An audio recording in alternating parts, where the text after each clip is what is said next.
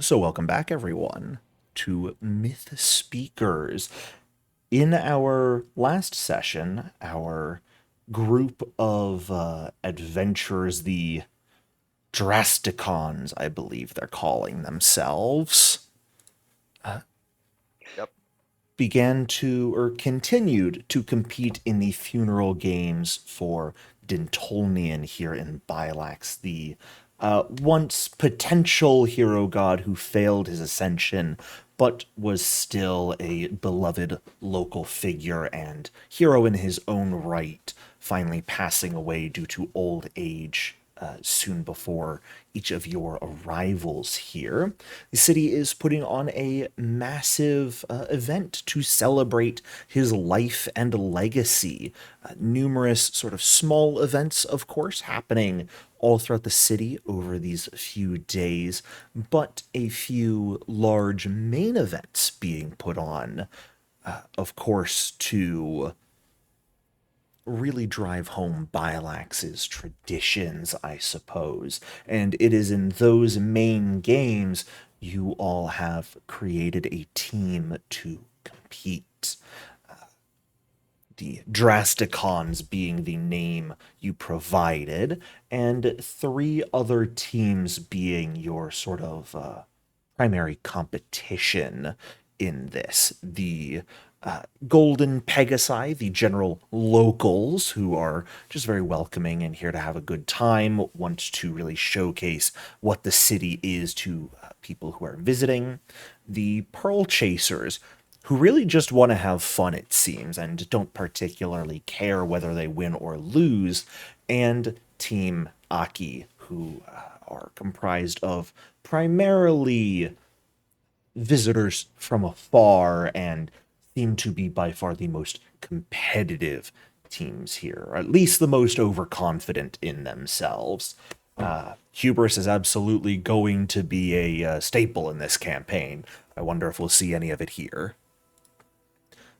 But after, wagers didn't go through between yourselves and Team Aki, the first competition, the Beleaning, ended with a pretty commanding victory for Team Aki, though, of course, some good performances on your part led to some bonus medallions, putting you in second place overall. On the second day, where we are now, was the biggest event, the Pyre Relay, the massive event to effectively honor the hero god Kylie and how she saved her friend in a massive sort of race against the clock around the island. Timaki going first with a quite frankly poor showing compared to their boasting, perhaps bad communication or positioning of themselves, with you all going second. When it came for your turn in the relay, decent positionings and solid rolls around left you guys in a decent spot as you were making the final leg back, racing your chariot back to Bilax itself. Perhaps not a performance that would put you in first place, since there weren't really any critical successes to your name, but no real failures causing you to lose time either.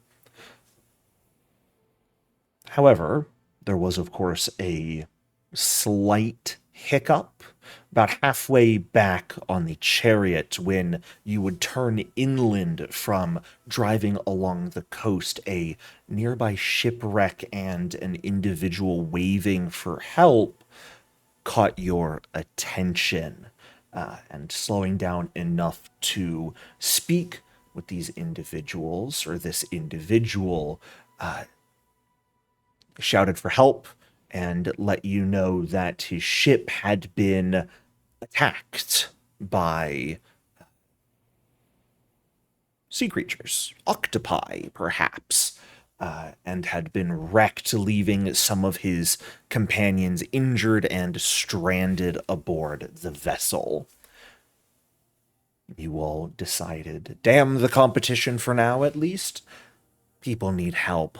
Let's take care of that. Rushing forward towards the beach alongside this individual who you managed to get, his name is Dikaios, as you were dashing forward. And as you see the wreck of this boat up on the rock, the tide beginning to rise, which will cause the ship to fully sink shortly without any assistance rendered.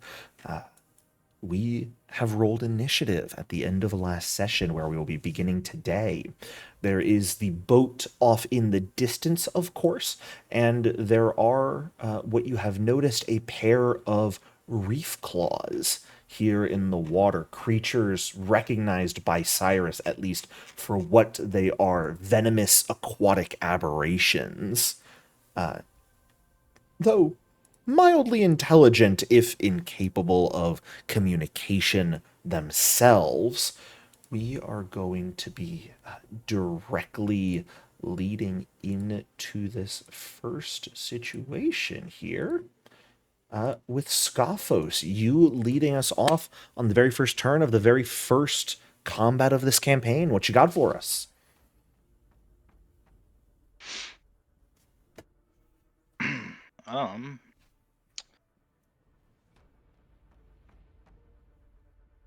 Guess I will move closer. Yeah, absolutely. It's 25.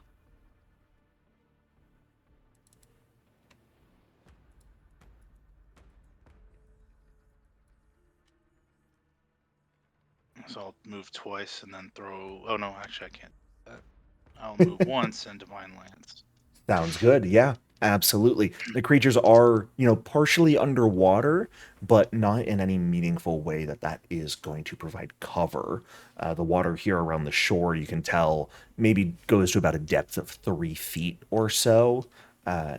You would be able to swim in it. You would also be able to walk in it as difficult terrain. Except for maybe Uraeus, who is large enough that they wouldn't have an issue walking in that deep water. Okay, so no cover or anything? No cover. Nope. But a 12 is unfortunately not going to do it. The sort of shifting of the waves, perhaps, making the creature appear to be in a slightly different position from what you fired at. That's my turn. All right.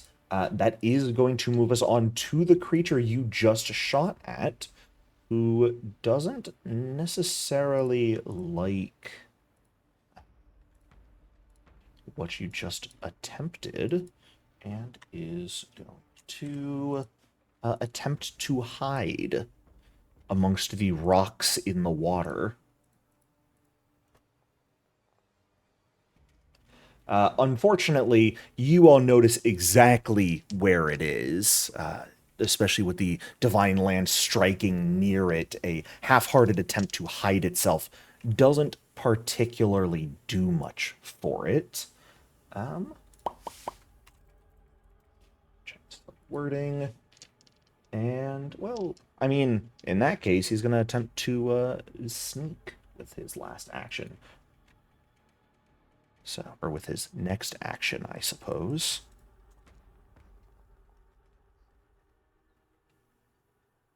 Okay, this time the creature does, deciding to actively move from where it is under the water, end up vanishing from your guys' sight. And that is going to bring us to your turn, Cyrus.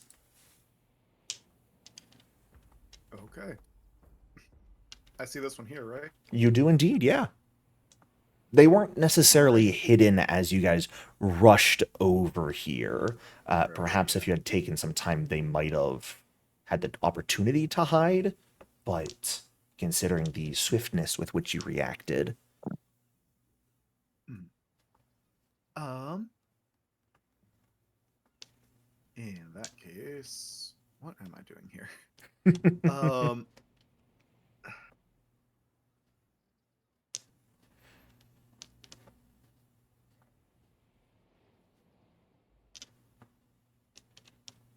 I am going to issue a command. What command are we I'm issuing? going to issue tactical takedown.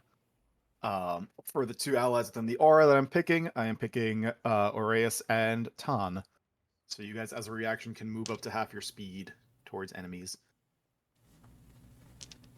Fantastic. Jericho, I have 25 feet, so how do Rounds just down. 10 feet? Yep.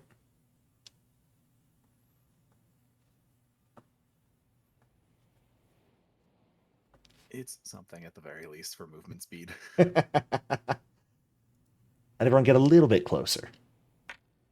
Yeah, inch forward. Unfortunately, and then with my no last enemies action, I'm going next to them, unless we count that dirt or the very hexagonal rocks. Yeah. With the last action, I'm going to shoot the thing. Okay. I'm gonna shoot. Fantastic. Yeah, I'm gonna shoot until people get close enough. Well, shit. Exact same thing as Scophos. Scophos with magic, you with a bit more physical. You're used to shooting from the deck of a ship down into the water. Trying to do a more horizontal shot from the shore is a bit tougher, especially when, for the first time in a while, I think you are actually focused on coordinating people's movements as well. And that too. Fantastic. That is going to bring us to Dikaios' turn, who's going to step forward a little bit, throw rocks ineffectually. However, he is going to make a seek to try and locate where the other reef claw went for you guys.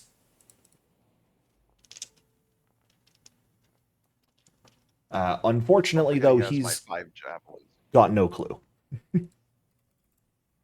I should check something. Okay, fantastic. Don't forget he also has those javelins I gave He him. did have the javelins on the ground. That is true. So we'll say he picks up one, strides forward to get in range, and then seeks out for that reef claw, but is unable to locate it.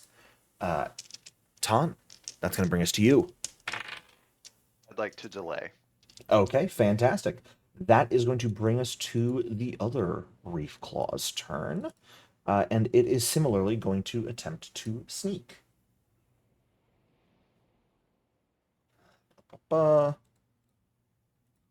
See if it manages to avoid your sight, and indeed it does. Similar to the other reef claw, this one seemingly vanishes from sight as it maneuvers under the water, perhaps burying itself in the sand, perhaps hiding within the rocks. Ton, would you like to come back into initiative after that reef claw vanishes from sight? Yes. Okay, fantastic. That is going to bring us to your All right. turn.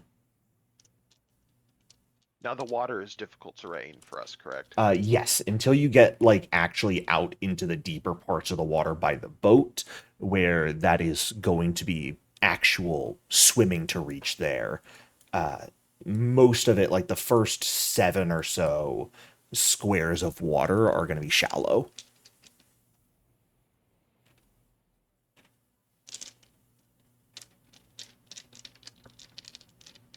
Then I would like to seek in where I last saw the reef claw. Yeah, absolutely. Basically do a big 30-foot area around there to see if you notice it. Go ahead and give me that perception check. Absolutely. With a very good roll on your perception, Ton. I think we broke your curse. You managed to really hope so. notice. It will be the only good roll tonight. It has moved closer to the shore, hiding itself sort of in the shallows themselves near some rocks. I don't believe quite within your reach. Nope. Now, do I need to spend an action to point it out to everybody? I typically ignore that part, especially mid-combat when you seek something. I can, like, shouting things to your allies is quick and easy. So. Okay, and then the other one disappeared in this area, correct? Around there, yep. All right, can I do another seek action for that one? Yeah, absolutely.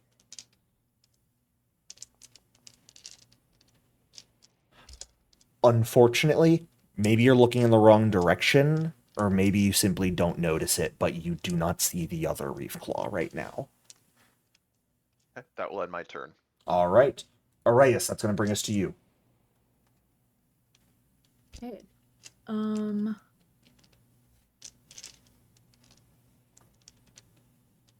Okay. I'm just gonna move up to the one that Ton spotted. Alrighty. And That's going to take a full 2 move actions to get there for you. yes. Yes, no exploit vulnerability and strike this turn. Probably just strike. But I was just Sure. reading it because I'm probably just gonna strike, but I wanted to see if what happens if I, like, let's say for some reason I did that this turn, is it until my next turn or is it only Exploit apply vulnerability. for the same turn? Exploit vulnerability Yeah. lasts just until the monster's dead, or you use exploit vulnerability on another monster. Oh, okay. Never mind. Okay. Exploit Well, vulnerability just for lasts. thanks. Also, All I right, can never make mind. you swing on my turn. Oh, It also affect really? both of these creatures because of the same. Yes. If you do mortal That's weakness, right. at least. Mhm. Personal antithesis, you need a specific I can give you feat the to Mm. make ability to it just keep swinging. affect creatures of the same And when type. does Cyrus go? Cyrus will go after you. It's going to be back to Scophos, then the one that's currently hidden, and then Cyrus. Then I guess I will attempt to exploit vulnerability. Go for it. Mortal weakness. That's the one that would apply to. So both you of roll, those, and you actually right? get to choose after the roll with exploit vulnerability. Oh, okay. Because typically, if you fail the And I should exploit use- vulnerability, it's still going to do personal antithesis. But if you succeed, you get a choice. Because mortal weakness will only apply if the And- creature actually has a weakness that you can trigger. Right. That's true. And I should use the macro. And Yep, do you macro know if I need to works. change anything? I don't think so. Yeah. And you do have diverse lore, so you'll also get a recall knowledge out of this. Cool. Oh my god. Oh no. I'm gonna hear a point. Sure. So go ahead and just, well, using the macro again won't really work here, unfortunately, because it has different text. So you can freely hero point it, and we can grab the corresponding effects.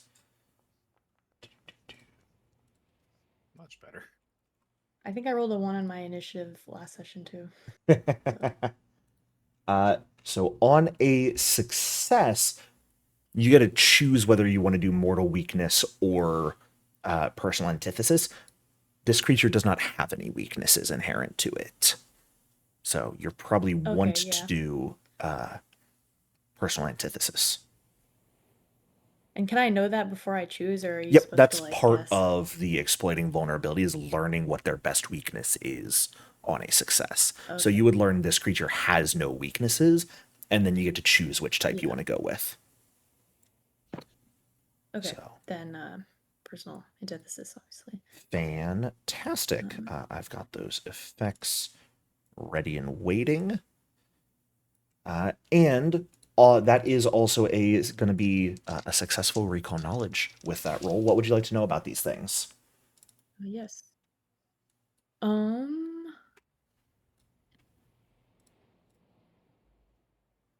I guess we already know a couple things because Cyrus was familiar with them, right? Yeah, you basically know they're aquatic aberrations. They are in some way venomous, but you don't actually know necessarily directly how their venom is. Like what the venom itself actually is or how it's applied. You don't know any active actions. You don't know if it has resistances or immunities.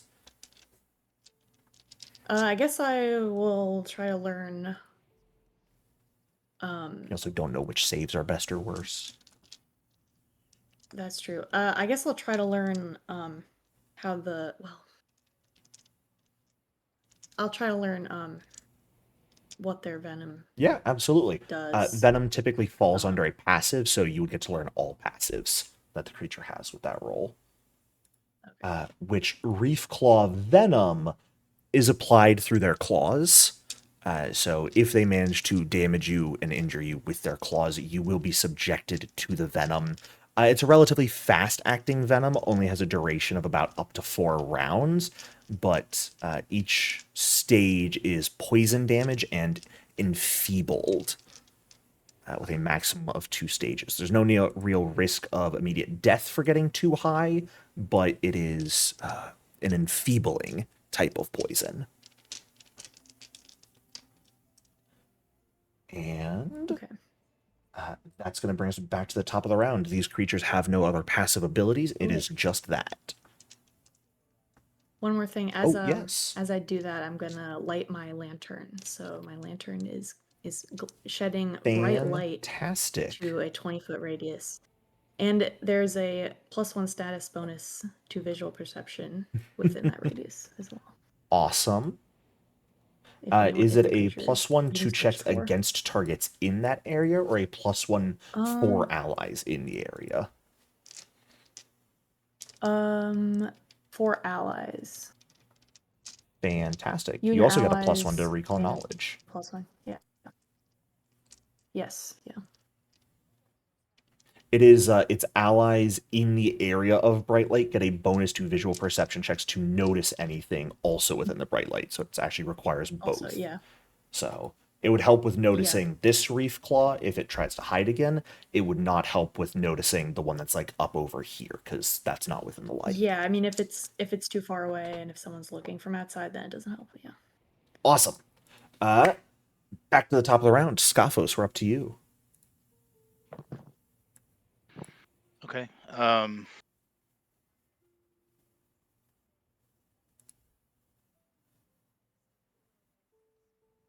The first thing that I will do is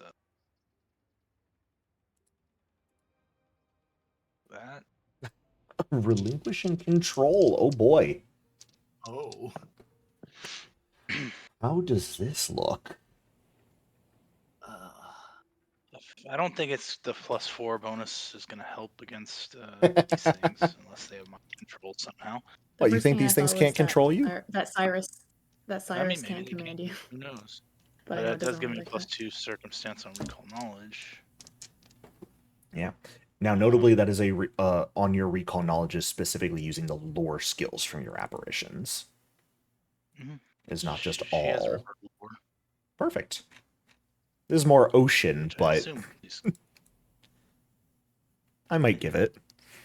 he doesn't like. He's like really worried about everybody right now. Yeah, I love it. And the spirit's probably inside going, "You can protect them if I help you." Just give in. Calm yourself. Let me Just in. gonna do that. I'll take care of I'm everything. gonna step Mm-hmm. up onto the rocks there, assuming you can do that. Yeah, And those then I'm rocks gonna aren't cast- difficult terrain or anything. Actually, the spirit is going to cast protector. Not the damn Tree. protector tree. I don't have tokens prepared for this. No. We love Protector Tree here. Not the tree. I thought I'd be free of that this campaign. No. Have your damn tree. I'll make tokens later. And if anyone's Tree looking is- at him, what's up? Oh, no. Go ahead. Oh, if anyone was looking at him, the left side of his face now looks like there's like grass coming out of his eye, and in the shape of a hand going like wrapping around his head. Kinda hate that and love it. Dorias and Ton, the both of you having stepped into the surf, watch as a tree immediately just sprouts up alongside you both. Something you did not necessarily sense happening, but it's here. Watch out, Ton. The reef claws have learned magic. Fantastic. Like maybe he does shout like in a different voice than his, like the tree will protect you. All right. Over to the reef claw that's hidden. It is going to attempt to continue sneaking around in the water. So far managing to succeed, though it does have to make 2 rolls here, because it's got to use 2 actions for this. And I think with a pretty bad roll. Ton, what is your perception DC? My perception DC is 15. 15. On a 13, the reef claw fails its second stealth check. You notice out of the corner of your eye at the last moment as the second reef claw seemed to sneak up close to you and comes leaping out of the water with its claws bared towards your throat. But thankfully you will not be off guard because of your successful roll here, or because of its failed stealth check. But Nice. it does still just get a normal claw strike against you, which I believe a 20 does indeed hit you. It does. Okay. That is going to be 3 points of slashing damage. You don't take any of that, though. Undo that damage. The tree! Scophos, what does the tree do? I just like whips a branch in front of whatever just happened. Fantastic. Claw. Yeah, just sort of gets snapped by the claw and just barely stops before your face, Ton, which also importantly because of that, you don't have to make a save against poison because you didn't take any damage. Nice. So we're going to just real quick give a little health bar to our tree. That does it for the Reef Claw's turn. Cyrus, we're up to you. 25 feet of movement. Get everyone into your banners. Strike Aura. hard, Arius! Fantastic. Alright, Arius just gets to make a normal strike. And Cyrus, I should also ask, because I don't think we've necessarily described it yet, what does your banner look like? What is it attached to? How are you brandishing it for everyone It to is see? attached to the bow. I have not thought about what it looks like in details. I forgot that was a mechanic. We can come back to that, though. Yeah, but it is on my bow. Fantastic. Think on it.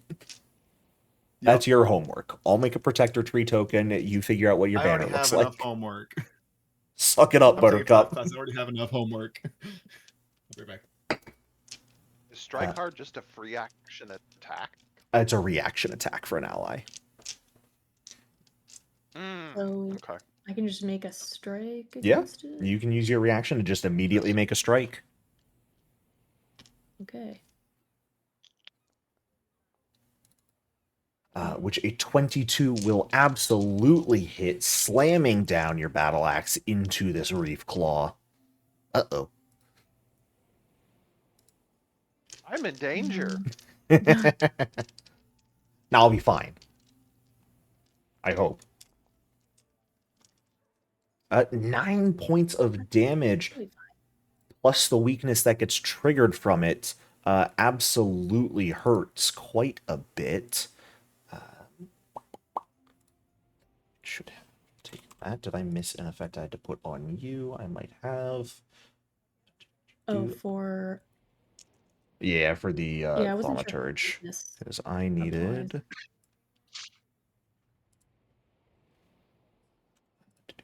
There we go. There we go. There's the effect on you properly. So, save that right there. Bada bing, bada boom. I believe that does it for your turn, Cyrus. Is that correct? Thanks for the thumbs up on camera. That is going to bring us to Dikaios' turn, who will also stride up, just get a bit range on, and we'll go ahead and throw a javelin.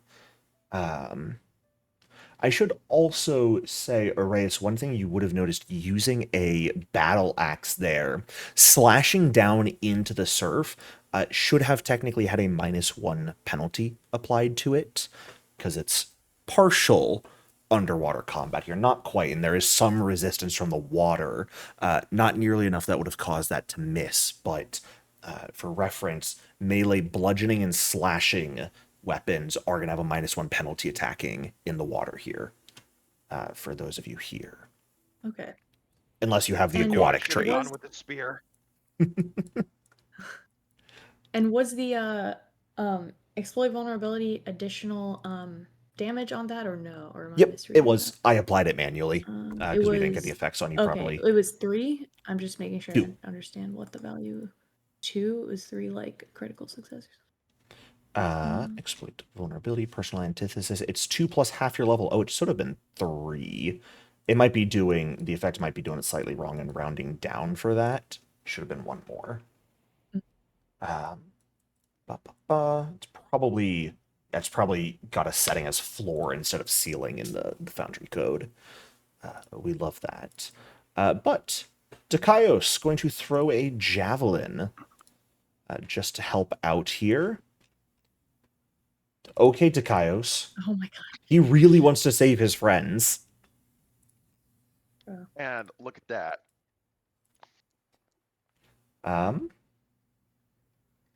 That's crazy. And that is piercing damage, so it doesn't take the penalty because there's no ranged penalties for this sort of water. But a really bad roll is only going to be 10 points of damage to that already injured Reef Claw, and bring us to the Reef Claw that you yourself have attacked, Arrayus.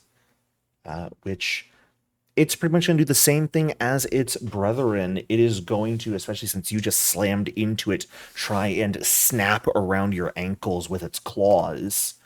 Trying to injure you quite dearly. With a natural 19, I think that's going to do quite a lot to you. Yes, that is a crit. The good news is, the first 7 damage of this is going to be taken by the tree. So... That's right. That is, instead, actually only going to be 3 points of slashing damage to you from the crit. As the tree wraps around you, blocking most of the claws, but they do still manage to somewhat get through. Shattering the tree. Oh no, what a shame. Who cares? I am, however, Arrayus, since you did take some damage, the claws did penetrate your flesh. I do need a fortitude save from you against their venom. Okay. Can't the fur prevent this? Okay. No.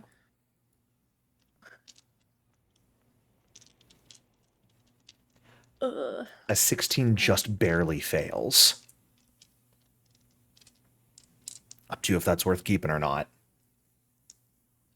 We have hero points. Yeah, We have hero points. Arrayus has already used one, though. Oh, right, but I forgot. Yeah, but I forgot it's probably gonna be better because of the... Yes, the minimum you can roll is an 11, unless you now want it. Yeah. What do I know? It's poison damage and enfeebled. Which enfeebled is a penalty to all of your strength-based checks, which for you would be your attack rolls. Yeah. Sure, roll a hero point. Okay. Oh my god. Thank goodness for Keeley's. Turning into a success for you. However, it is going to, with its second action, since it successfully got its claws around your ankles to a minor extent, it is going to attempt to grab and hold them in place. So it is going to attempt a grapple with a relatively poor athletics modifier, causing it to fail. And with its last action, it is going to just sort of swim out of reach a little bit. It's actually going to come over here, I think, get a bit more into the water with a good old 30-foot movement speed. since it can swim. What is it about creatures? Yes. I was gonna say, what is it about creatures that are designed to do a thing and have a really shit modifier at it? So it's got a much better athletics check to specifically swim. But reef claws are dexterous individuals rather than strong individuals. So, Something is, it can grapple, and then there's my lizard who can stealth with Yeah. 0 training and mod. exactly. modifier. It's flavorful. Don't worry about it. Mm-hmm. Tom, that's going to bring us to your turn. Okay. So Jericho, if I saddle on over here, Mm-hmm. that would give me flanking with this reef claw because of Arrayus does not threat have range, reach. Don't large creatures by default? I do not No. believe they default have reach, no. I was just looking it up, and they Yeah. don't. Minotaurs at level They get 5 a reach get a weapon. stance for reach, but that's it. And you need a two-handed weapon for it. Why do they hate thaumaturge? Just think of it this way, Queek. If you had a ancestry with an inherent 10-foot reach and could take a reach weapon to make it a 15-foot reach, that'd be kind of good at level 1.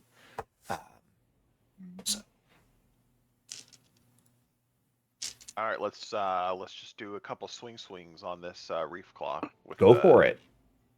Probably It is- on tail. Already been injured from a critical javelin that you handed over to Dikaios. And a 16 just barely misses. I'm so sorry. Don't forget, you are using a bludgeoning weapon. You should also be taking a -1 penalty since it is in the water.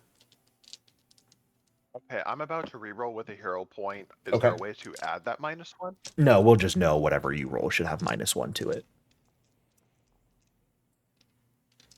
Thankfully, with the +10, it doesn't really matter. Slam down into the surf, feel some resistance, and just push down harder. For 9 points of damage, managing to injure the soul of this creature directly, but not quite enough to take it out. Okay, so that was the first action. I'm going to stride right there. Sure. Then I'm gonna attempt to shove it. Okay. Try and shove which it I onto can the do land. while wielded. Yep. Fantastic. Where's shove? Here we go. Why does I use the normal shove, not the agile shove? Correct. Because I'm using my weapon. Yes. Yeah, if you were using a free hand, unarmed attacks, especially in the remaster, are agile weapons. Your fists are agile, so any athletics maneuvers that use your free hand effectively would be considered agile as well. With a natural 20, fantastic. Do you want to push it the full 10 feet? Yep. Awesome. Gets right over there And onto then shore. I get it. And then I can stride after it. You may indeed. Oh, what is that? Get into flanking position with Dikaios. Absolutely immaculate. I believe that does it for your turn, though. That was only yeah. That's all 3. Fantastic. Arrayus, we're back to you. I don't want to take you guys kill because you're all set up for it, but I also would have No, to spend take 2 it. We actions to don't. reach Hey, that one. Ton So is very okay with you getting the killing shot. We're a team. okay, I'm gonna step over here then. And even though I don't have, It looks quite squished. yeah. You know, I was just like, is it worth exploit vulnerability? That This does thing is not a help near me. pancake already. Yes. Okay, I'll just make a strike. Because I was like, that doesn't help me hit it in any way, right? No. It just does more damage. Yes, it just increases the damage. And you're pretty confident that just about anything will hurt this thing. And a 20 will absolutely do it.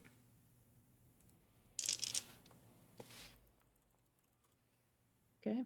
7 points of damage is absolutely going to do it. However, Arias, that is going to trigger this creature's reaction on death.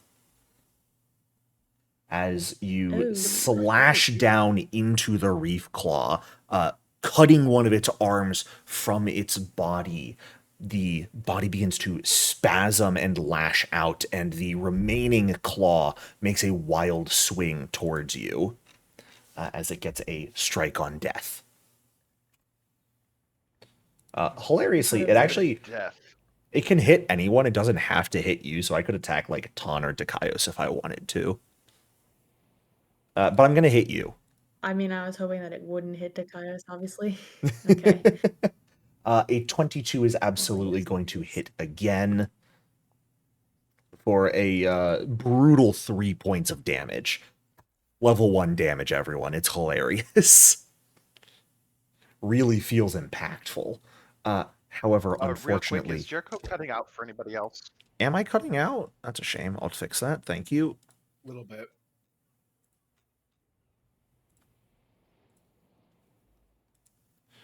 Well, good to know that uninstalling and reinstalling Discord didn't fix that issue, so I truly don't know what's up with it. To be fair, what I've been seeing is the connection keeps dipping every so often. Something's up Nothing's with my starting to Discord. First. Arias, just fine with the Venom. Fantastic. You do have one action left, I believe. That's right.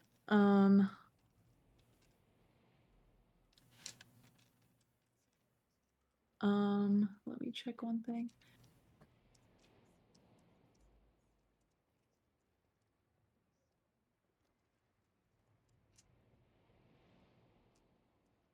All right.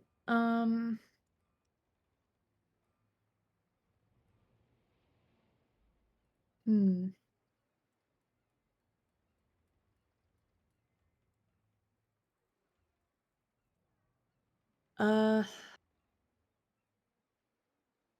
I kind of want the creature to waste some time coming to me. You do not But- have to attack if you do not wish to, or move towards it if you do Yeah. not wish to. There's not.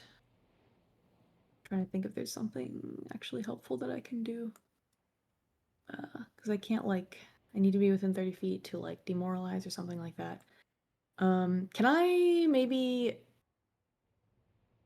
seek if there are any other of these creatures Yeah, waiting absolutely. in the water?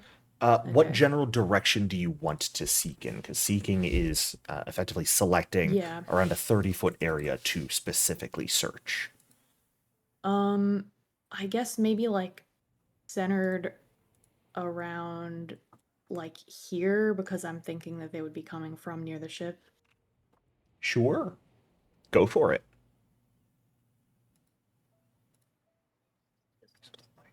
Perception, right?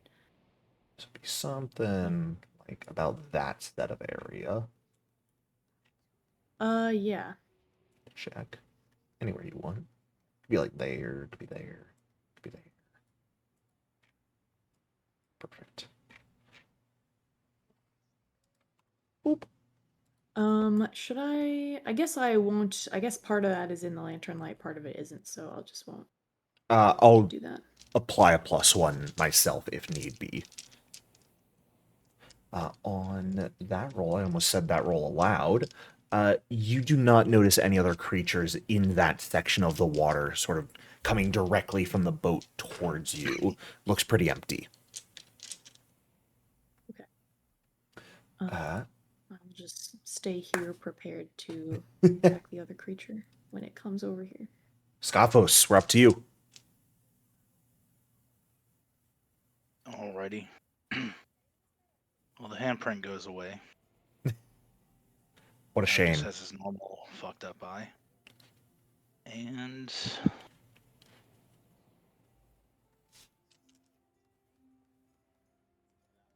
so how quickly is the ship sinking? It's not necessarily sinking at the moment. The tide is rising.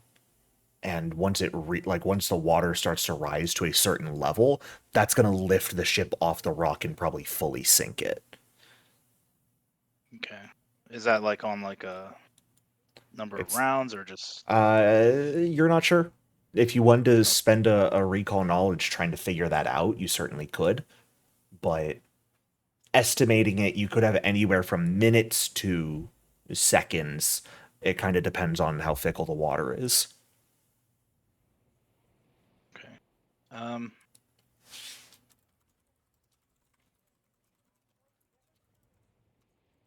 I'll go ahead and move right here. Throw a divine lance towards the one that's running away. Sounds good. Go for it.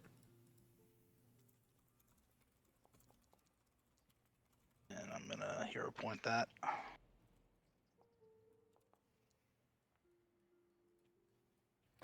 22 is going to do it. Go ahead and roll damage. For 5 spirit damage.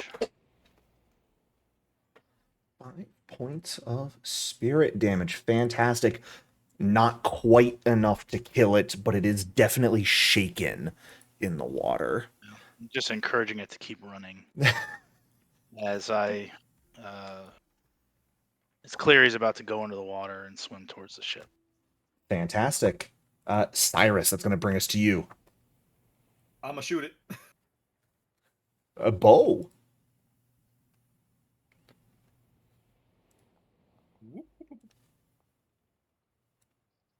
An 18's going to do it. Let me see that damage. Fuck. 2 points of damage is not enough, my friend. The creature will not die. Damn it. Hey, you still have more bow shots. Yeah, let's fire one more. Oh Fuck. no. That looks good. Yeah. Anyway.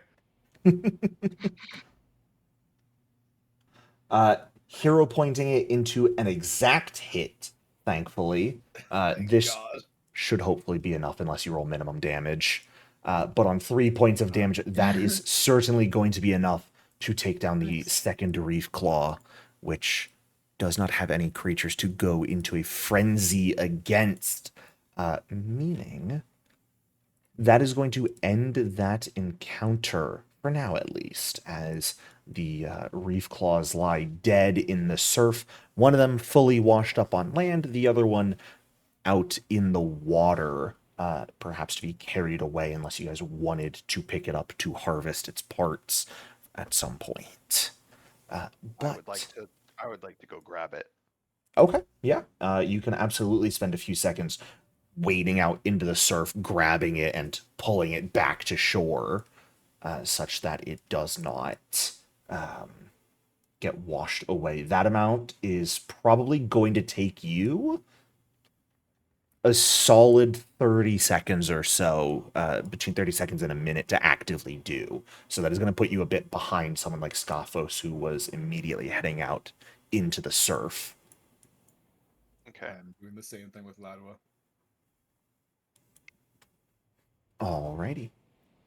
We can as- see the people at the back of the... Yeah, absolutely. You see the 3 people who have lashed themselves up to the sort of ship's railing to prevent themselves from falling, because the entire deck is up at an angle out of the water. You hear At what Dikaios point? yell out, "I've got people! Help is on the way! Stay still!" At what point do we need to start athletics checking? I'm not going to necessarily require athletics checks right now, but give me half a moment here. As you can see, like, you've got rock over here that the boat is speared upon, while much of the rest is sort of lying in the surf. Much of the shattered hull and even the cargo looks like it is actively sort of drifting away, having spilled into the broken water. The bow roughly level with the water, a little bit above. Over here in the stern, about a 35-degree angle up would be difficult terrain to move up it. Are you guys going max speed? Are you going to do any exploration activities like scouting, searching, things like that? I'm going full speed to help them. Okay, Scophos is going full speed. Jericho, question for you. Answer for you.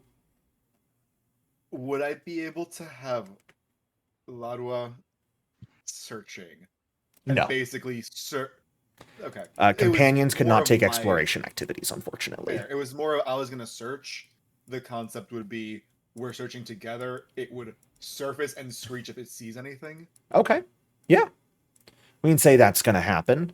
Lauda does have a swim speed, notably. So Lauda would Yes. be the fastest creature in these waters right now.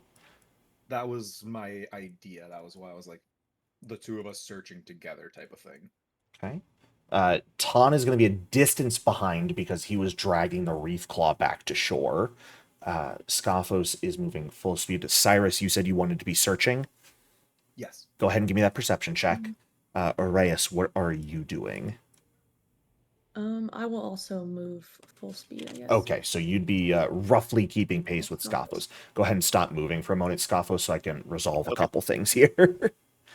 I was just going one square at a time. Yep, I Okay. appreciate that. Not just rushing yourself all the way to the boat. Oh, I teleport onto the boat, so.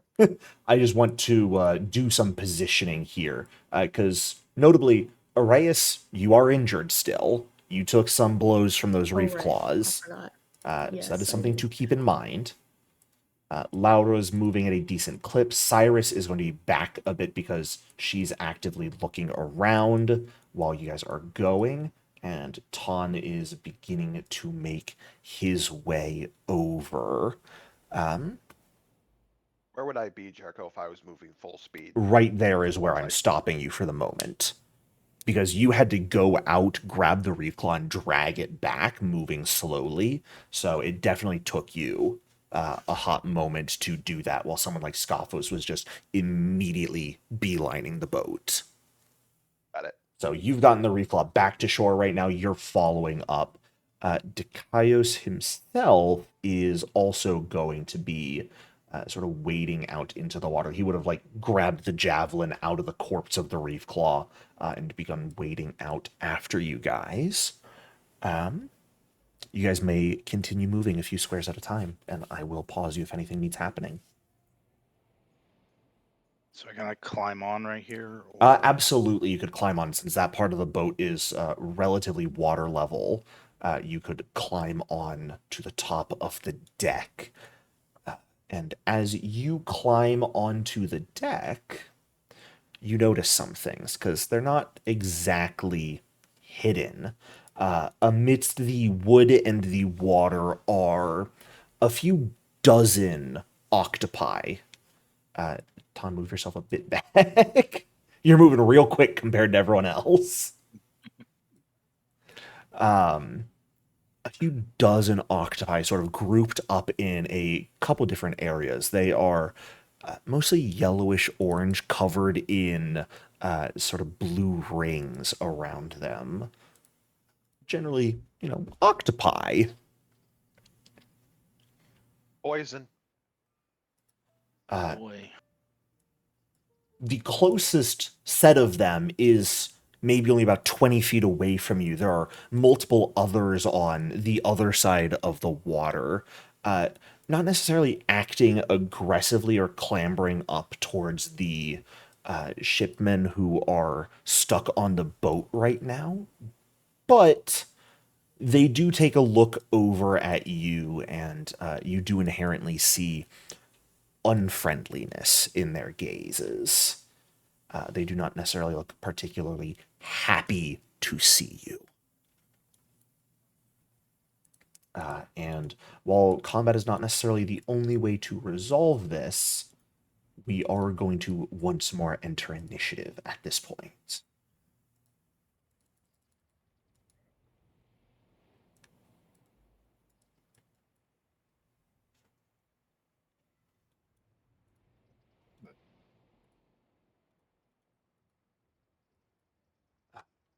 And Ton. I should have also probably had anyone who is moving give me like athletics for their initiative because you were swimming, but oh well. Too late for that. I didn't think smart. Good. Uh-oh. And what do we know about these octopi? They were being transported, or were they just what crashed the From what ship? I Dikaios remember mentioned, something they about were being transported. And they apparently broke out and started attacking people. it. Okay. That's why you don't transport living things. Yeah. Well, he said it was attacked by octopi was basically what he said. If you pressed him at all as you were approaching, he would have said then, yeah, they broke out of the barrels they were being transported in and effectively started attacking and eating people, which caused Eating the ship people? to crash. Yeah. Octopi get hungry. What kind of octopi do they have? Ton, you want to give me initiative, please? I thought we were just keeping our original ones. My bad. No. We're re-rolling. I want to give you guys a chance to do differently. Fantastic. That is actually going to have us start off with Dikaios, who himself is going to work on swimming a bit closer and give him that athletics check to swim with a pretty hilariously dogshit roll. Is actually not enough to succeed. What an idiot. The Wow. current coming in as he sort of steps out of the shallows into deeper water and tries to propel him forward, ends up just sort of, you all watch comically him sort of move in place for a moment before he continues trying to propel himself. And does manage to succeed on the second option, thankfully. So, since the way I do it is if you have a roll you're happy with, you can just keep that for however many actions you do on your turn for that type of movement. So with a success, he's just going to keep it. He's not going to do anything too terribly problematic, so to speak. And he is going to begin pushing forward through the water, bringing us to some of the octopi that are going to just sort of like squiggle down onto the rocks a little bit more, seeing you all approach. But Scaphos, we are up to you.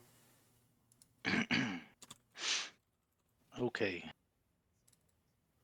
Actually, these guys, they're going to sort of get down into the water and try and sneak, I should have specified. They do end up vanishing from sight for some of you. And by some of you, I mean none of you, because I had your DCs incorrect. Oops. Okay, I'm gonna recall knowledge. Go for it.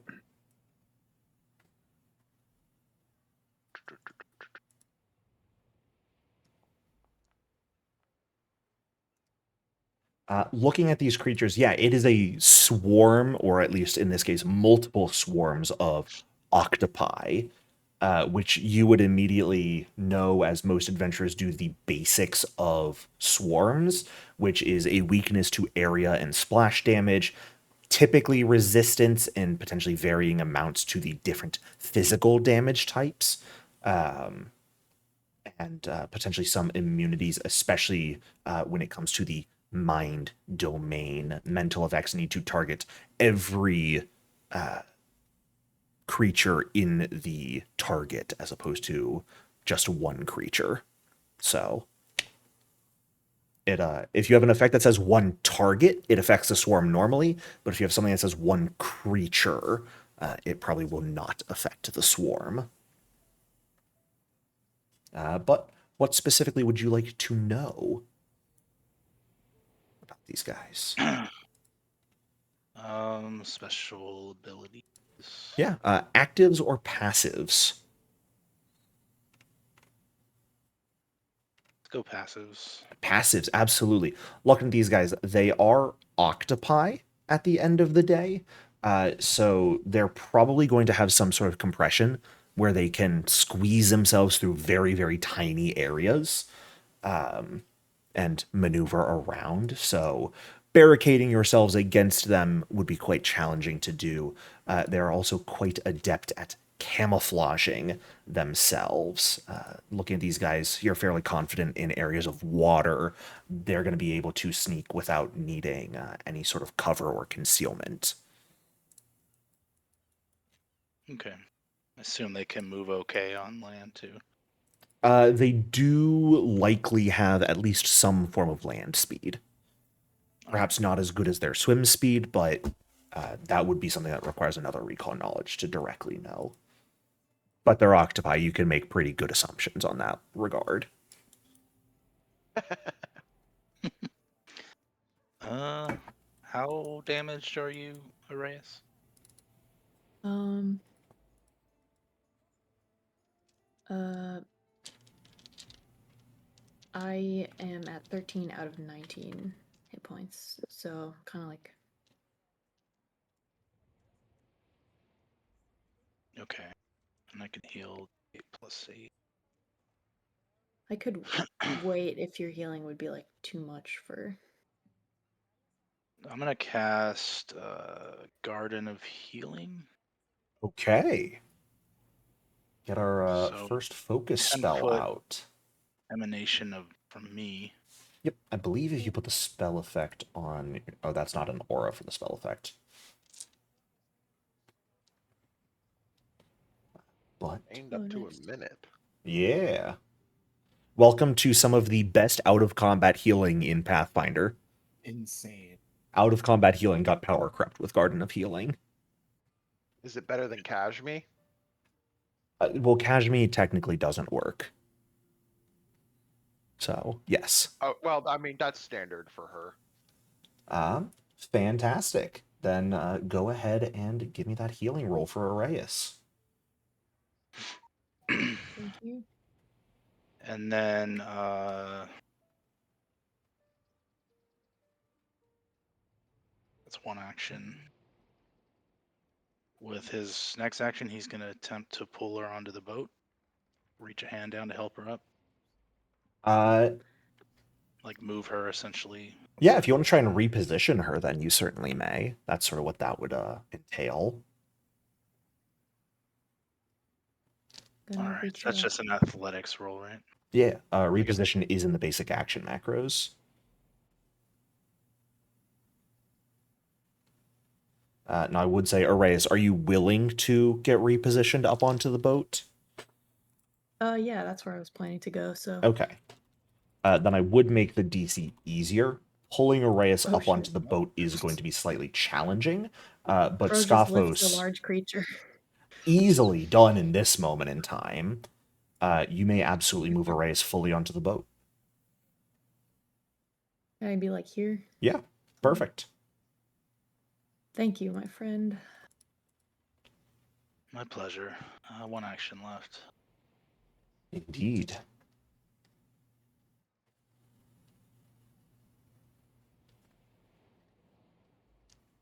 Do you have any way to calm these octopi? Command an animal with nature. Or do we have to murder them? You could try and command them. None of you have something like wild empathy, do you? Something that actively lets you communicate with animals?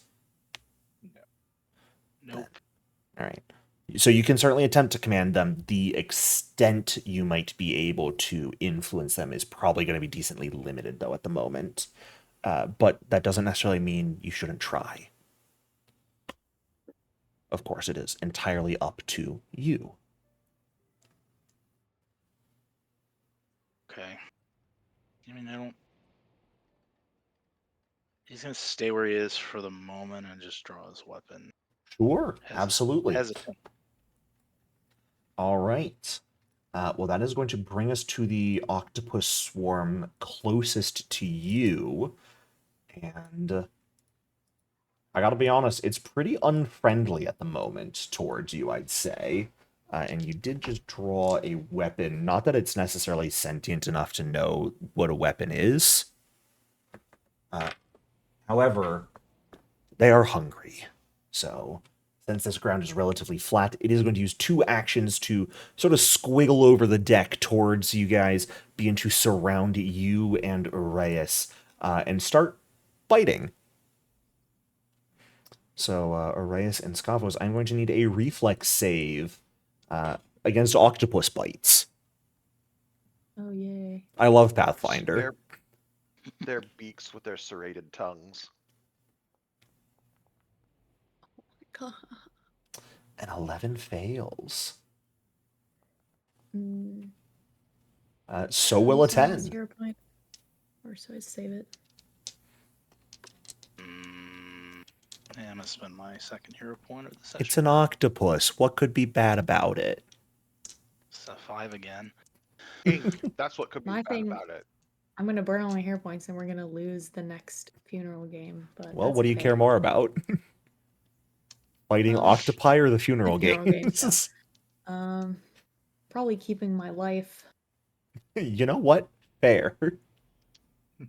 Here's the plan, guys. We finish this combat, and then we stall until next session, and then I can get my hero points back for the funeral game. The stalling tactic would Can work we wait against till I me. feel more kidding. heroic, please? Fantastic. Successes for both of you guys is going to mean half damage to you from the minuscule bites. Take Why half would I of do 1 damage, please. Whatever. They're octopi. What did you expect? I don't know. I love it. I appreciate it. Go you guys. Do your best to survive. But they're octopi. Ton, you're up. Jericho, at what point on the map do swim checks start needing to be made? You're going to say basically once you hit this column. Okay. Once the rocks Is start it to become a little bit less viable or visible. Is it possible to climb up the ship here? Yeah, absolutely. Would I need to spend 2 actions to get close enough to the ship to do that? What is your movement speed? 25 feet. So you could go 5, 10, 20. It would take 30 to get to here, and then about 35 to get there. Yes. Well, and actually, once you get here, you would start swimming effectively, so I would need an athletics check and probably 2 actions from you to get up onto the boat. All right, so 2 actions, 1 athletics check to swim, and then 1 athletics check to climb. No, we'll just bundle it into 1 athletics check here. All right, let's go with that. Because, again, the sort of bow of the boat here is relatively level with the water. It doesn't actually take much to hoist yourself up over the edge. For the macro, can I just use the climb one? Yeah, absolutely. Is there? There should be a swim macro. Is there a swim? Yeah, absolutely. Far right column. All right, here we go. I will also say you're going to have to release 1 wet hand off your weapon to pull yourself onto the boat. I'm not going to require you to have both hands free, but I'm going to require you to get a free hand. I was running with the assumption that Ton's weapon was sheathed because he sure. lugged the sheath claw onto the shore. That's fine by me as well. Here's the swim check. Yeah, I would have had to do something like that to be pulled onto the boat as well. A 12 is not quite a success here, Ton. We're looking at about DC 15 on this swim check. Using the hero point, 1 to get on, that is going to be more than enough to get you onto the boat. And with a crit, we'll actually say you can move 5 feet forward once you're on as well. So like 5 feet from right there? Yeah, that'd be a full 2 actions. Gets you right there. All right, so then the extra 5 feet, I'll go right there. No, I was saying, like, if you pull yourself on here, 5 feet would have gotten you there. Oh, okay, so I'm right there. Yes. What's the range of command an animal? There really isn't a range. It's auditory, so...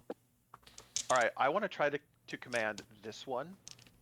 Okay, that's going to be yelling over a distance, sure. I want to try to basically convince it, hey, just go back into the water, be free, you don't need to stick around. Sure. Now, is there a macro for command animal? That is it should There be in the is. basic action macros, yeah, because it is a targeted nature check against their will DC. All right, here we go. My plus However- 3, let's... Never mind, go for it.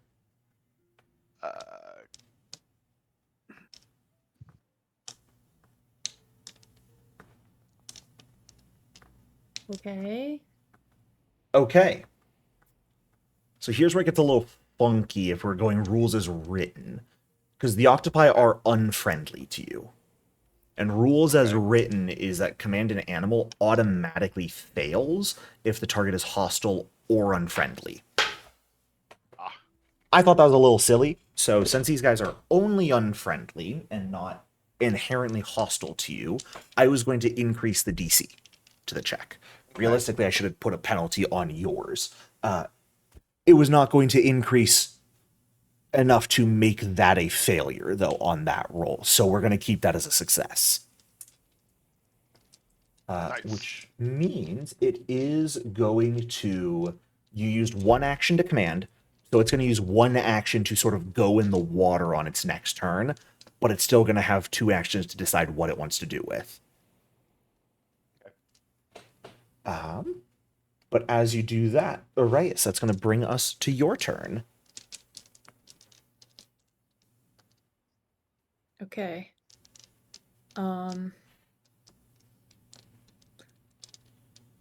So I saw Ton do that. No one has attacked the one next to us, right? It attacked us or me. Yes, these octopi moved forward and began biting at you and Scothos. Okay.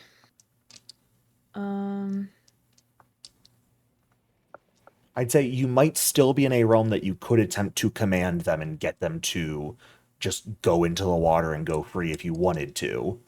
But you've been bitten by them, so it's up to you whether you want to do that. I have been bitten by them.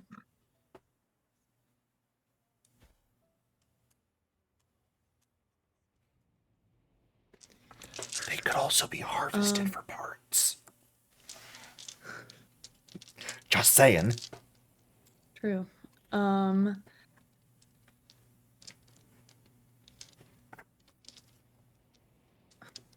Okay.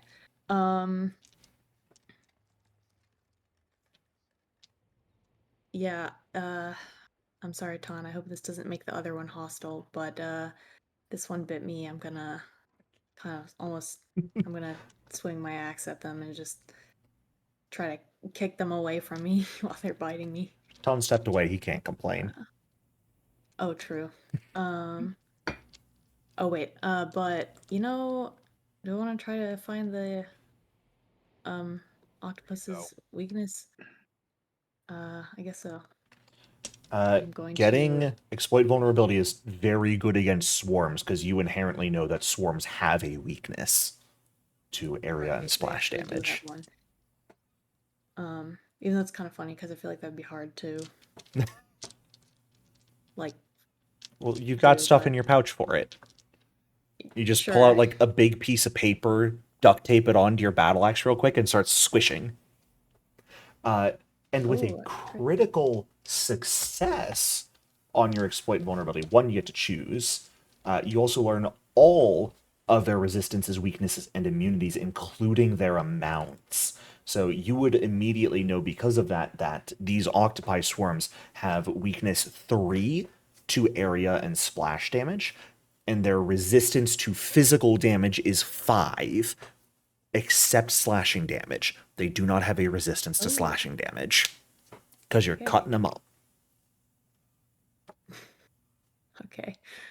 So I just choose mortal weakness on here.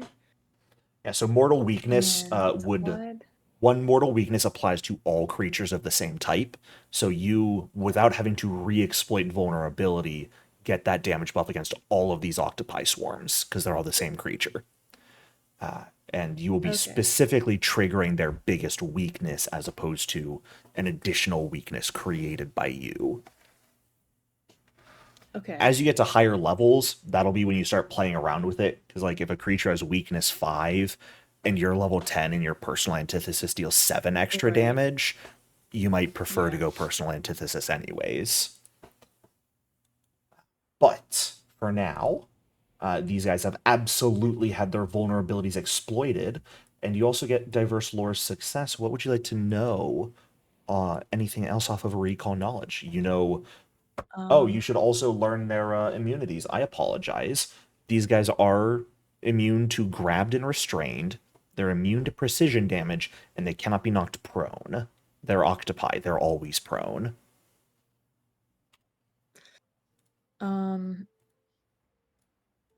What would I like to know? Scaphos had already learned their passive, Yep. which I don't remember, but I don't think there was It's not really anything that'll come into play anything in this crazy. fight. Did she ask for modifiers to their skills? You could ask what skills they're best in. I really try not to give exact numbers on recon knowledges, because that's gamifying it more. But if you wanted to know, like, what skills they are trained and best in, I could give you that information.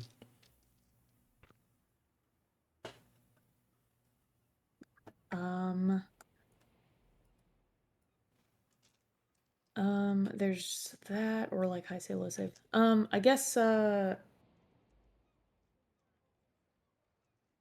I learn their high and low saves? Yeah, absolutely. Yeah. They are octopi, which would lead one to believe that reflex would be their best save. You're smart enough to know that's not the case. These guys are remarkably tough. So it is actually fortitude that is their best. They are octopi, though, so their reflex is going to be quite good, which by proxy tells you that these guys are not. Their wisdom is not good. Their will saves are garbage compared to others, at least. All right. And not sure if I'm gonna do this, but just asking, can you demoralize a creature, or you can't because they don't understand your language? You could, however, Swarm Mind specifically would make that not work for these guys, because Demoralize is one creature. So you want- Swarm that's Mind, fine. you basically have to target every creature in the square, or in the Well, they creature's can all hear. swarm. Okay, yeah. They can, but you would need an ability that demoralizes all creatures that can see or hear you. Yeah. Okay, then I will just make a strike with my axe. Go for it. Oh, 13, unfortunately, is That's not right. going to do it. Okay. I will.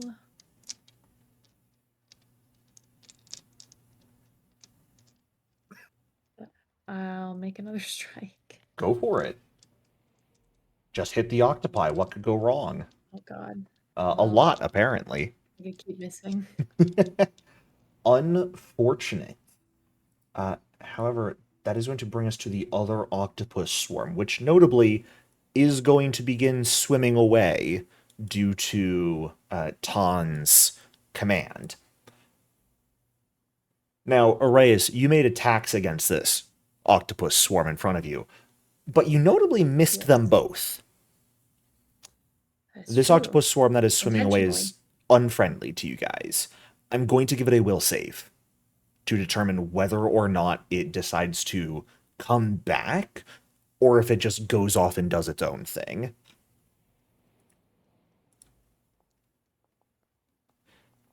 And with a 11 total, that octopus swarm is just going to swim out into the open ocean and begin to separate out into regular octopi.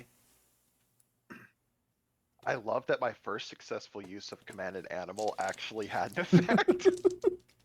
The first time Command an Animal has ever been successfully used in a Pathfinder campaign against non-companions.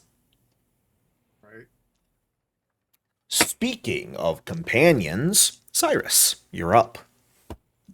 Well, we're gonna use one action to command Oda to back the fuck up. Oh, okay. I do not want it to run into the octopus and then just get eaten. Leave Dikaios out to dry, why don't you? I mean, he can move back.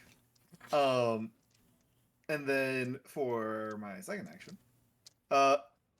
Array, strike again. Try harder. Do better this time. All right.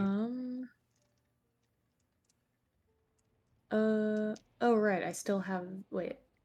Okay. So that's just a reaction. Yeah.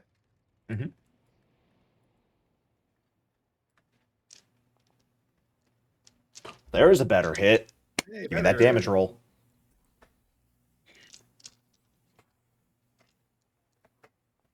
Well, Oh. Nice. Luckily, it's a slashing weapon, so there's no resistance being triggered, and you've got these guys as mortal weakness, so full damage plus some to a swarm with a melee weapon. Not something you see every day, as a few octopi get bisected by your axe. How could I possibly add splash damage to my axe? You smash down into the wooden planks of the ship and cause shards to fly up. I was thinking of a way to modify the weapon, but that's true. I guess it could Ah. just be how you make the attack. Yeah. That's true. Powdered glass, something. You know? Yeah. large medication. Pull out some marbles and just start smashing them into these guys. It's the perfect God. use. Mhm. Fantastic. Well, coming back to the top of the round here is going to bring us to Dikaios' turn, who is fully swimming right now.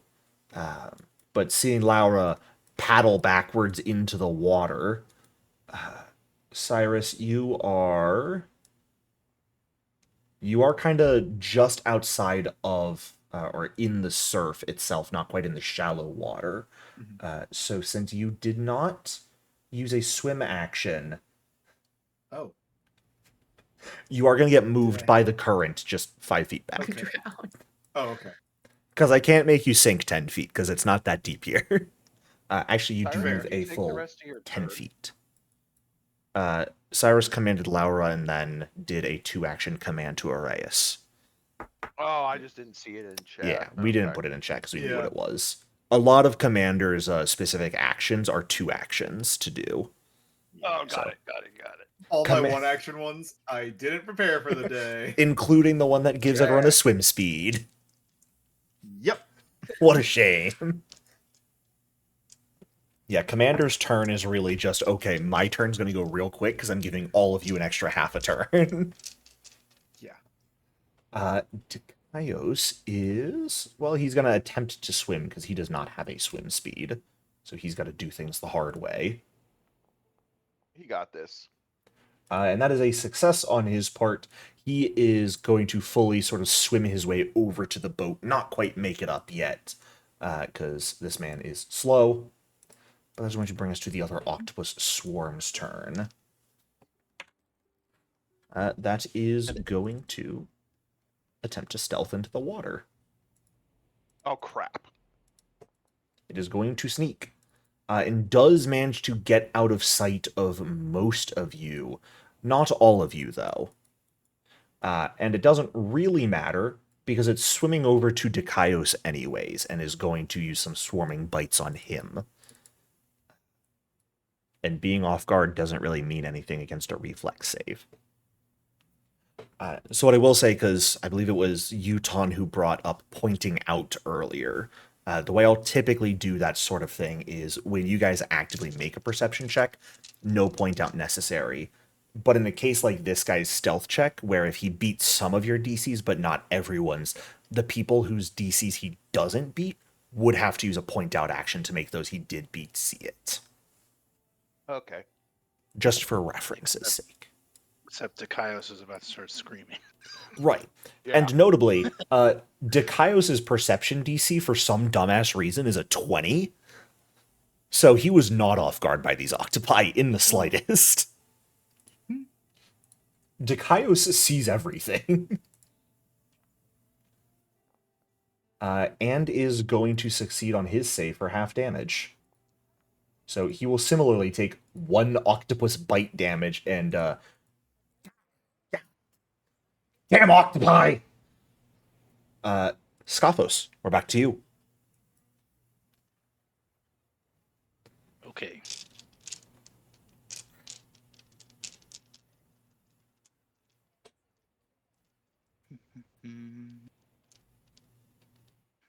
So I know these things are resistant to damage, Yep. Unless you have slashing. which I do not. Okay. Well, bludgeoning and piercing, they do resist.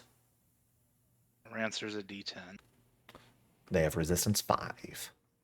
plus 1 for my strength, so I could probably damage it just a little bit, but unless I roll poorly. You could also just hit it with a Divine Lance. That does deal spirit damage. That's true, but I really need to sustain this spell. Fair. And I don't want to do it inside the swarm, because then the swarm will heal. That is true. So...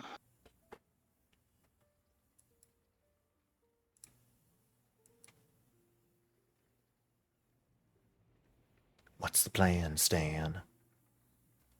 I mean, I'm not going to have anything to do with my third action, so I'll just stab it within. Alrighty.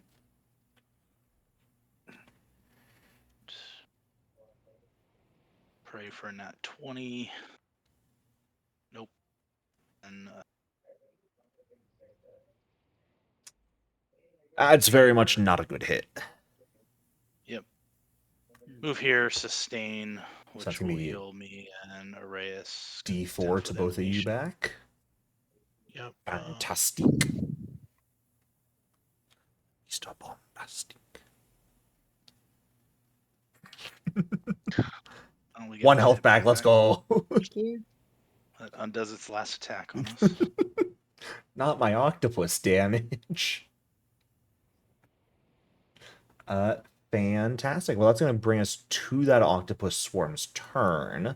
I feel bad having everything attack Arrayus. I'm going to be honest. They also Right just there. got cleaved by a battle axe. Yeah. Quite painfully. Their numbers have been reduced. So, they are not going to continue attacking you. They're actually going to dive into the Ew. water and go after the other creature swimming around on its own. Would Laura please give me 2 reflex saves? Not sneaky enough. Oh shit. Okay. So it's going to be half damage on the first one. And half damage on the second one. Fantastic. For Good job, 1 Laura. damage. Laura will take 2 damage total. This is real octopus gaming. D4 damage. Let's go. Notably, it does actually kind of suck if you fail a save, but Yeah. because they do have extra effects on that. But for now, they're not doing much. Ton, that's going to bring us to you. The octopi Okay, are so- fully in the water. Gotcha. So can I run over, Mhm. jump off of the ship into the water on the other side of this octopus swarm, and bring my Tetsubo down onto that swarm, frickin' Bruce Lee style? Yes. Of many course you actions- can. Why would you ask many something so silly? How many actions is that going to take? Your total? movement All speed is 3? 25, correct? Yeah. So it's a first action gets you there. A normal leap is what we'd be looking at. Actually, no, because we could just do a long jump here. So that'd be a 2 actions, full stride. Go ahead and give me... It's going to be all 3 of your actions if you want to do a full jump and attack. And it's going to be an athletics check to see how far you jump before the All attack. right. Let's see. Is there a jump macro? There should be a long jump, because that is what you are specifically looking for. Jump maneuver. I am not seeing a. Oh, there Bottom it of is, the long second jump. column, jump dash long. There we go. You are looking for a DC 15 minimum, but a 20 total is very important for you, because that's going to get you 25 feet here, and then another 20 feet on the jump will absolutely get you exactly where you wanted to land in the water. And here comes the Tetsubo strike. As you swing down on these things, jumping over them, I'm not going to make them off guard to this, unfortunately, because they are just in the water. Okay, do I still need to apply my -1 circumstance? You are still going to penalty? take the -1 circumstance penalty. Or it's not even a circumstance penalty. It's just a -1 penalty. Untyped. Let's go. Mhm.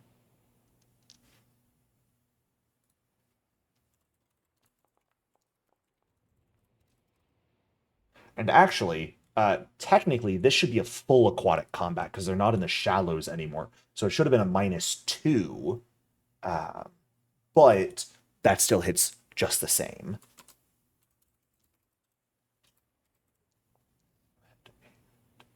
Ooh. Aquatic combat effect. Huzzah. 14 points of damage. It does have some resistance to it because it is a swarm, but you do still smash quite a number of these just via the impact. As you flip into the water. Are you sure you're not a swashbuckler? Ton tried that in his younger days, and it just wasn't Daikitsun's will that he be a swashbuckler. Fantastic. I should also say this, Ton, and I will leave it entirely up to you, because you did spend a turn sort of swimming over and commanding. You do get a free action rage when you roll initiative as a barbarian with your quick-tempered. Would you have used that here? No, because I wanted to command an animal, and I Cool. can't do that while raging. Fair enough. All good on that front, because yes, command an animal is a concentrate action. Arrayus, that's going to bring us back to you. So I wanted to ask, how far down the one next to It's like 2 feet down. Kairos and Ton are? You're Oh, okay. you can so I move could next to it, and you're actually- absolutely in melee range. Oh, okay. Cool. Am I able to flank it with Ton or not Absolutely. necessarily? Because I know Yeah, that Kairos is Ton's on kinda the there. opposite side. You could absolutely flank. Okay. Then I will move up and do that. Yeah, that's my movement. And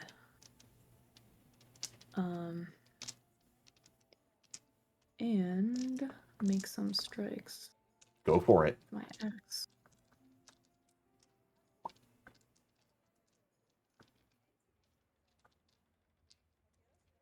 Foundry on my end is doing the thing where I know music is playing, but it's not actually audible until I refresh, which I'll do during the break. So it's been very quiet on my end tonight. 9 points of damage with the weakness is going to be enough to, with Ton smashing the water, sort of sending many of the octopi up into the air briefly. You rush over and dice them clean, leaving just the ones that have already been injured and are swarming over around Laura at this point in time. You've got 1 action left. Okay. With the last action, I will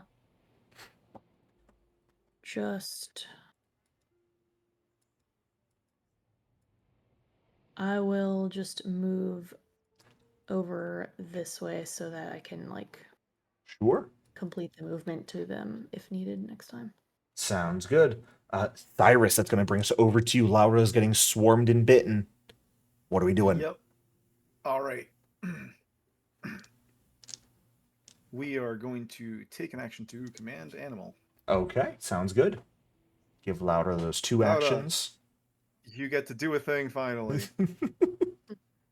Bite him. Laura, bite. Because they're an aquatic creature, do they take the aquatic combat penalty?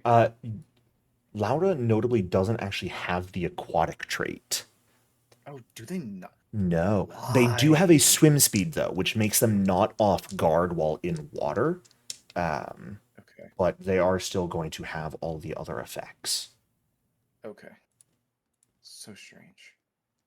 Motherfucker. Because there aren't any... I don't think there are any animal companions that specify getting additional traits. They all just have the animal and minion traits. Fair. And then have it back up. Sounds good. If it makes you feel any better, not having that -2 would have still missed. Fair. I mean, yeah. With that, I am going to shoot it. Bow. Fantastic. Which you are shooting into water with a bow, so that specifically would have your range increment, but I believe you're using a Before we do longbow. that, we gotta move because I'm in volley. Never mind. Now we shall strike. Range increment, I believe 100 on the longbow. Something like that. Yeah. You're just fine. Yeah. Alright, now we roll. There we go. There's a hit. Love it. For 0 damage. Yeah. Beautiful. As you pierce through one of the octopi, it looks like a very clean shot, and then it sort of falls apart, one that was slashed by Aureus, but Bounces off. looked like it was still alive for a moment. It was being carried by its brethren. Both you and Laura move, so no automatic movements for either of you. That's going to bring us to Dikaios' turn, who is going to step out of the water himself and is going to throw a javelin, or is going to draw and throw a javelin at this octopus swarm. Hiya! And fail miserably. Scaphos, back over to you. All right.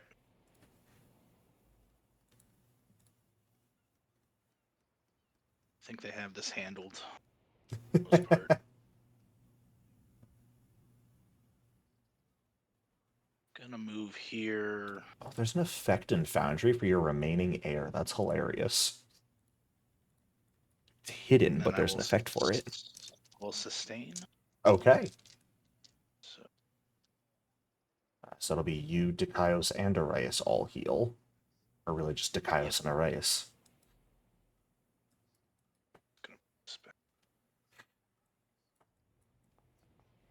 Ooh, full 4 health. Let's go. Everyone uninjured because of that. Except Laura. Still injured, unfortunately. Yeah. Anything with your And last then, action? yeah, I'm gonna move this way. Yeah, absolutely. Start getting down into the water itself. Yeah, and I think he's gonna start trying to gather up these barrels Sure. to float people to shore on. Yeah, you can see, especially since you're like getting closer, these guys look relieved to see you, but you see the exhaustion and weakness. They do, like, they're barely holding themselves up with the rope rather than standing on their own strength.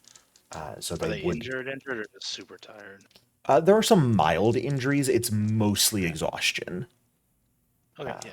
They So I'll will just need assistance getting to shore. I don't know at what point in this mess you need me to start swimming. What is your movement speed? 25. 25.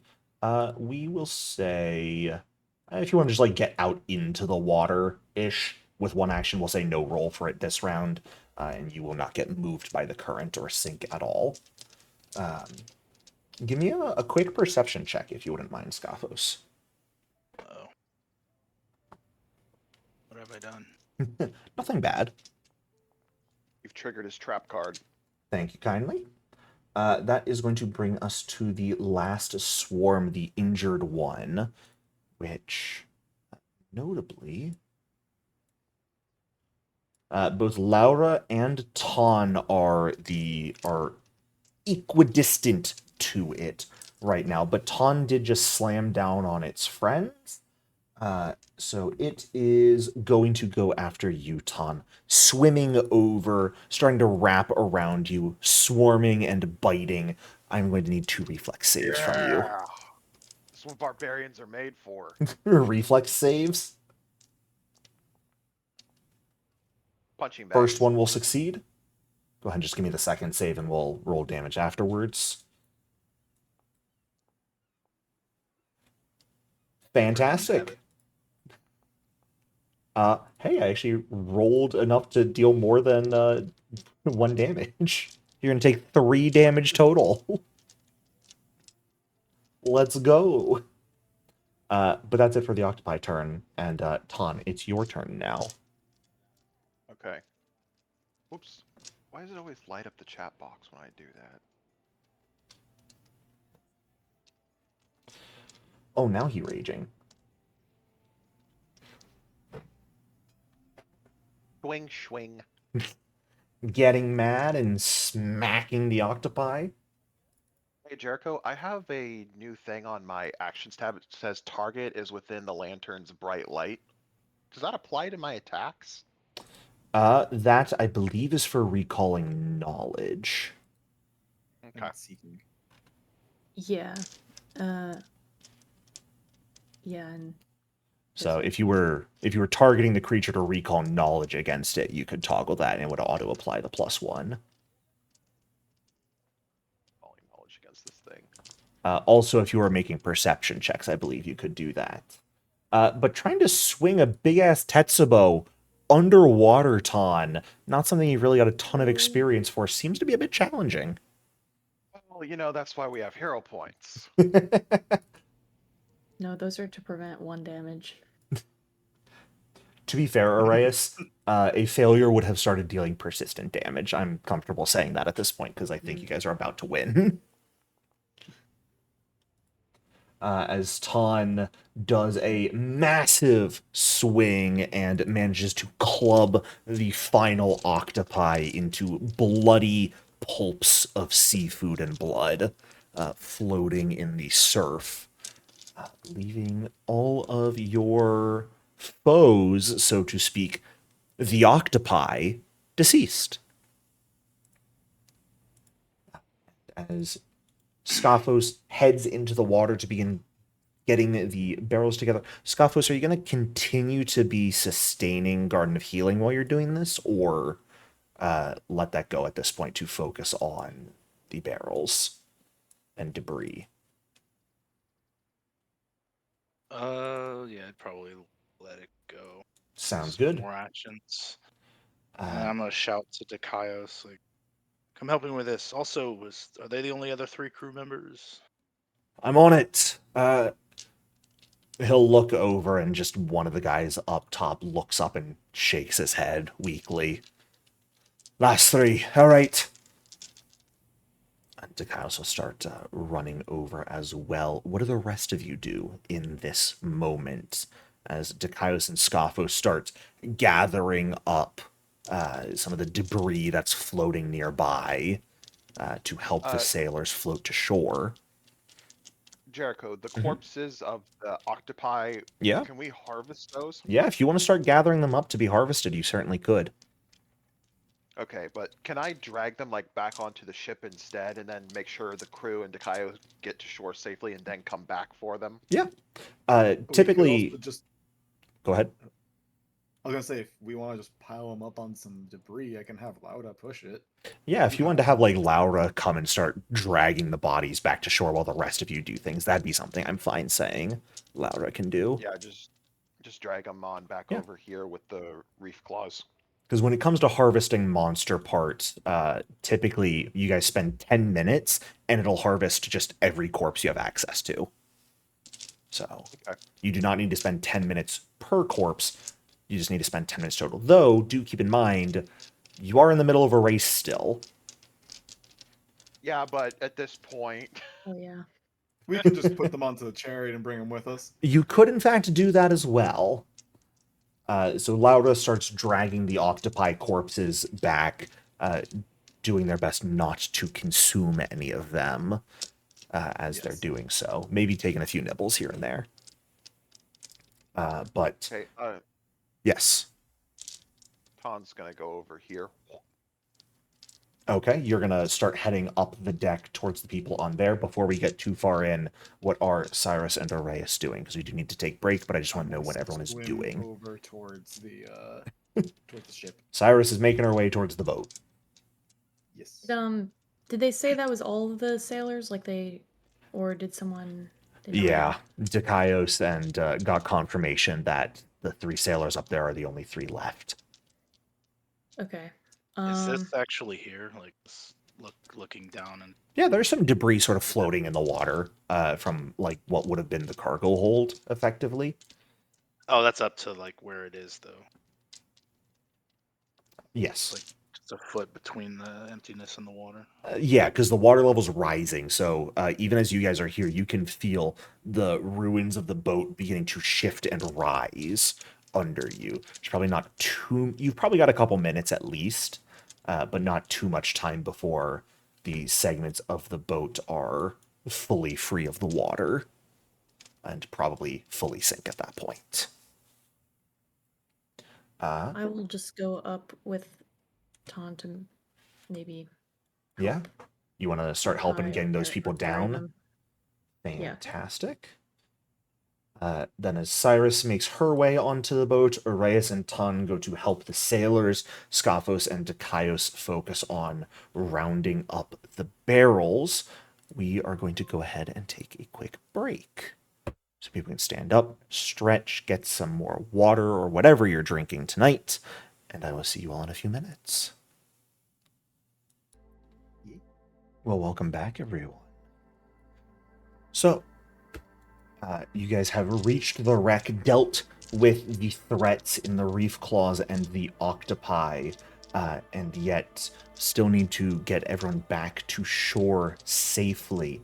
So I am going to ask Scophos, I'm going to ask for an athletics check from you to sort of focus on rounding up supplies. Ton and Reyes. Really, diplomacy isn't particularly helpful, so I think I'm also actually just going to ask for an athletics check to help the sailors sort of free themselves and sort of not stumble and fall with their weakness. Cyrus, what are you going to be doing here? You have reached the boat at this point. Yes. I had an idea to see if they would help make things slightly easier for getting people back. What's your idea? Would I be able to basically tie some rope to an arrow to kind of try and get it wedged into some rocks? That way, like we could at least drag them by rope. That way, make it a little easier. Interesting. As Interesting. You have, I believe, about 50 feet of rope on your person, correct? Correct. So that would not quite be enough to get back to shore. Oh shit, you're with right. only 50 feet. I mean, from the very front of the boat, maybe. But Yeah. it also might be simpler for these people, especially to like take them via the rocks and fully swim over rather than have them clamber off the boat into the water. Fair. So you could Yeah, certainly we are actually potentially do something with kind that, of farther but than I expected. yeah, the boat's it looks like it's close to shore. It's not. Not nearly. Yeah, it's just 50 would be here, unfortunately. So if you wanted to try and shoot an arrow with rope attached over, you could. That would then sort of like trail in the water and help them. If they need like something to hold on to as well as whoever's helping them swim back, you could certainly still do that. It just wouldn't cover the full distance. Yeah. So. Yeah, we'll still probably do that. Yeah. Go ahead and give me a strike with your arrow. We'll say you're aiming to hit an 18 on this. Okay. And actually, give me it blind, please. Because we're going to treat it sort of like a grappling hook, where if you crit fail, there's going to be some problems. But you won't know.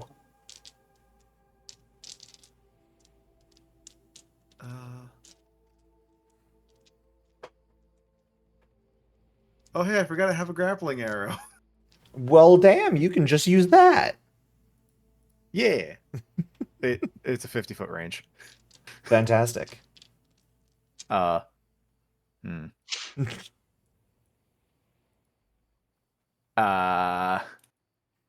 That actually makes things weird now. Because now I don't have the range to shoot it into the beach. Well, you could. Remember, you take a penalty if you shoot beyond first range increments. Right, you're right. I forgot. So you would effectively have a -2. It's because we're gonna take him from the rocks over here, so it wouldn't make any sense to shoot it from the like the front. So yeah, oh good. I gotta roll 12. Oh no. I gotta roll. Ew. This one's gonna suck.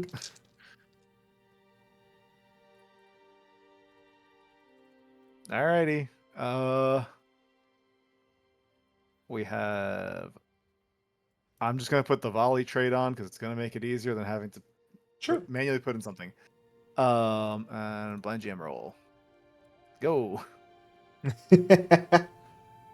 You fire the arrow over. It's got the full rope attached to it, and you watch as it lands amongst the rocks and wedges into them. Looks to be solid. Of course, sort of rope flies off from your person because you had to sort of unhook whatever it would be attached to so you don't get yanked with it here.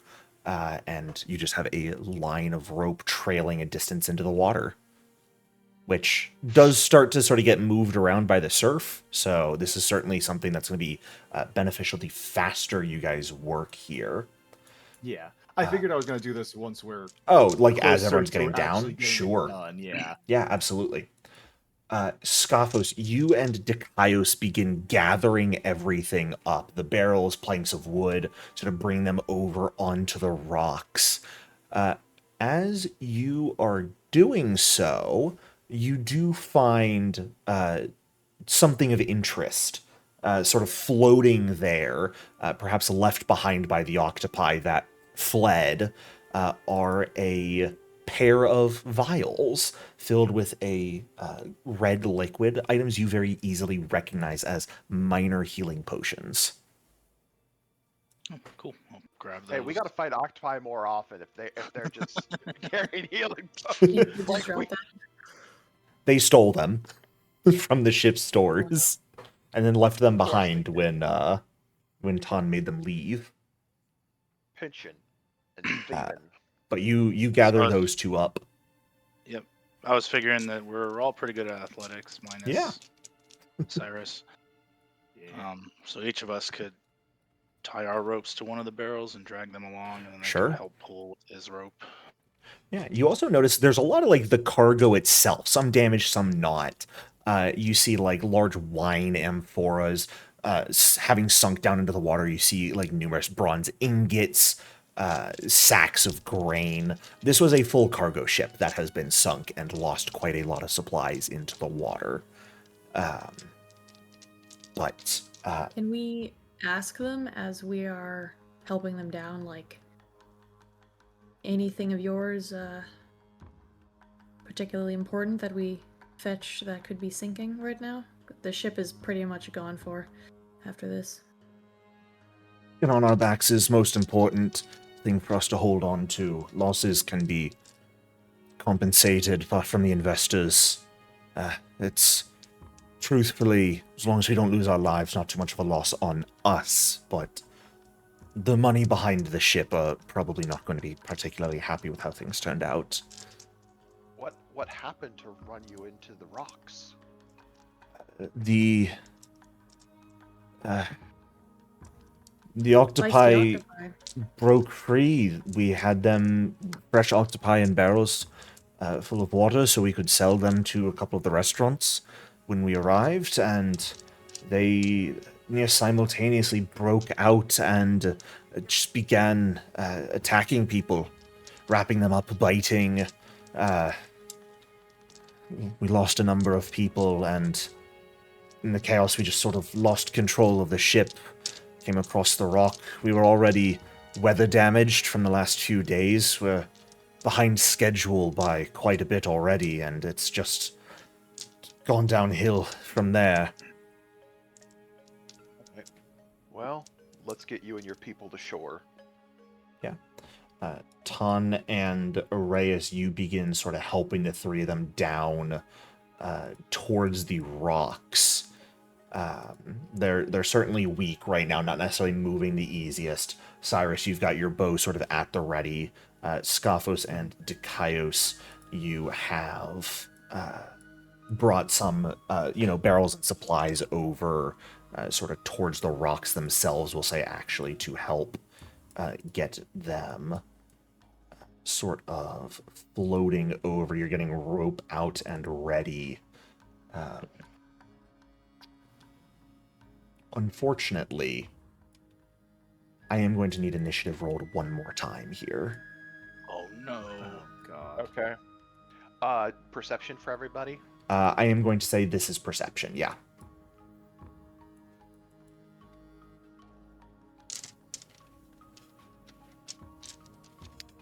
Also, this was how I imagine your area damage now.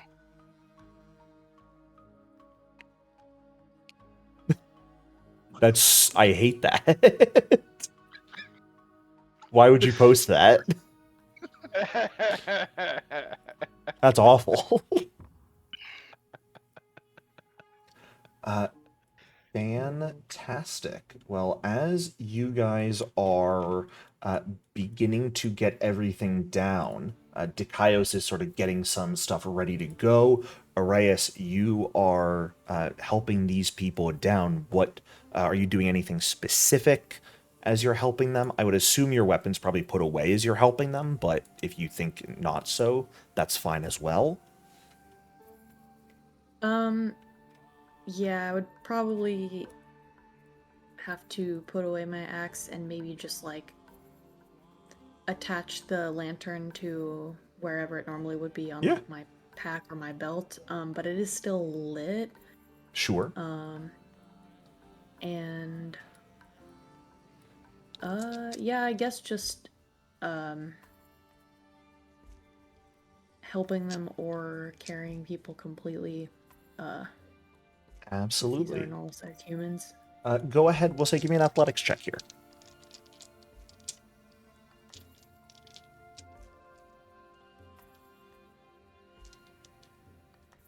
A very good roll. Fantastic.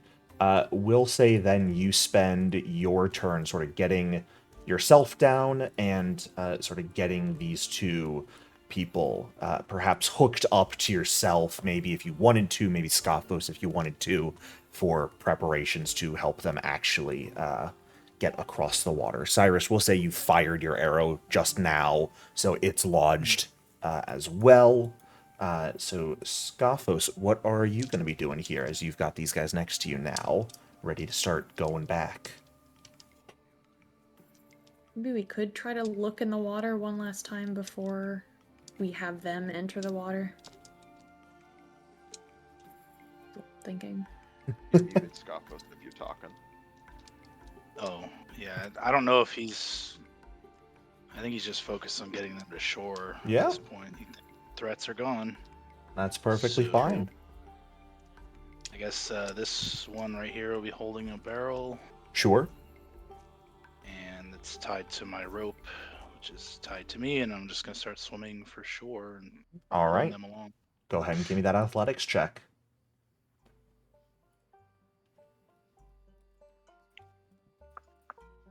And we'll say Cyrus as well. Laura has finished getting the octopi to shore and is swimming back at this point in time to meet up with you guys. And I'm an athletics. Fantastic, God. Scoffos. Nice. Yeah, you get a full 10 feet with each of your moves if you would like towards the shore. You can move as you would like, and I'll just keep the guy next to you. Okay. Oh. I think that was 30 feet. Yeah. Fantastic. Okay. You start helping this guy get back to shore, and Ton, we're over to you. Yep. Get my guy and escort him down to the rocks. Yeah, go ahead and give me that begin athletics check. helping him- Sorry, I didn't let you finish.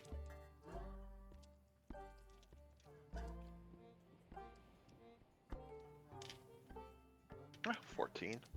Not bad, especially since you're not doing a full swim right now. I'll say you certainly, with your entire turn, managed to sort of help get this guy down to the rock.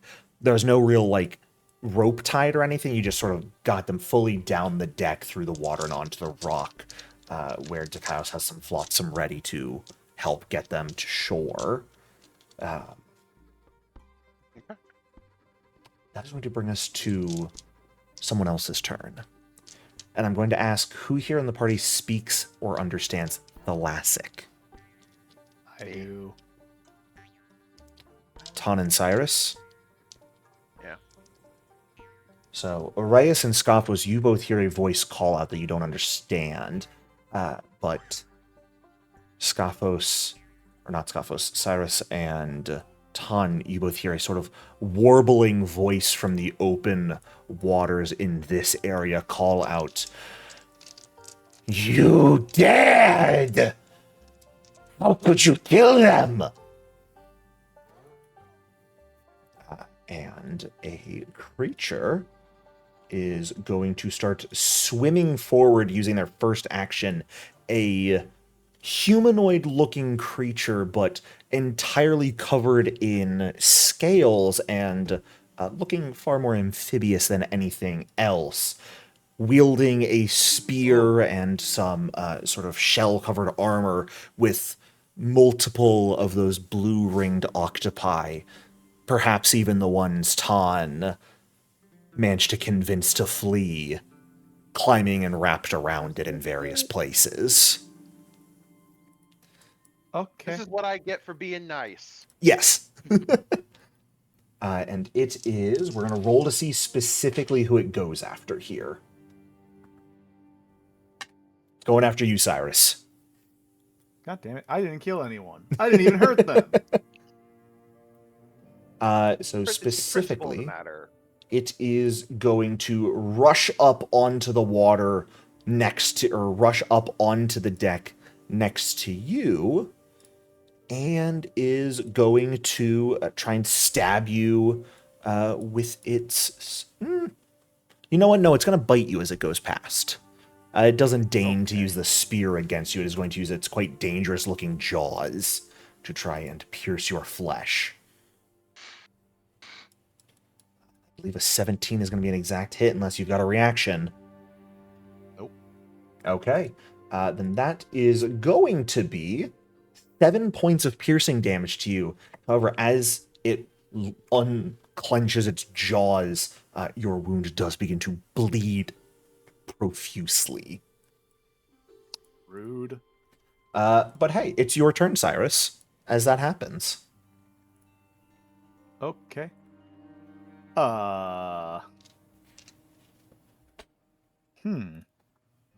this is unfortunate. That's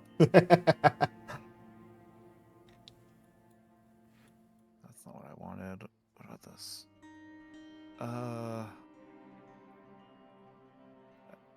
I forget if I count for my own tactics.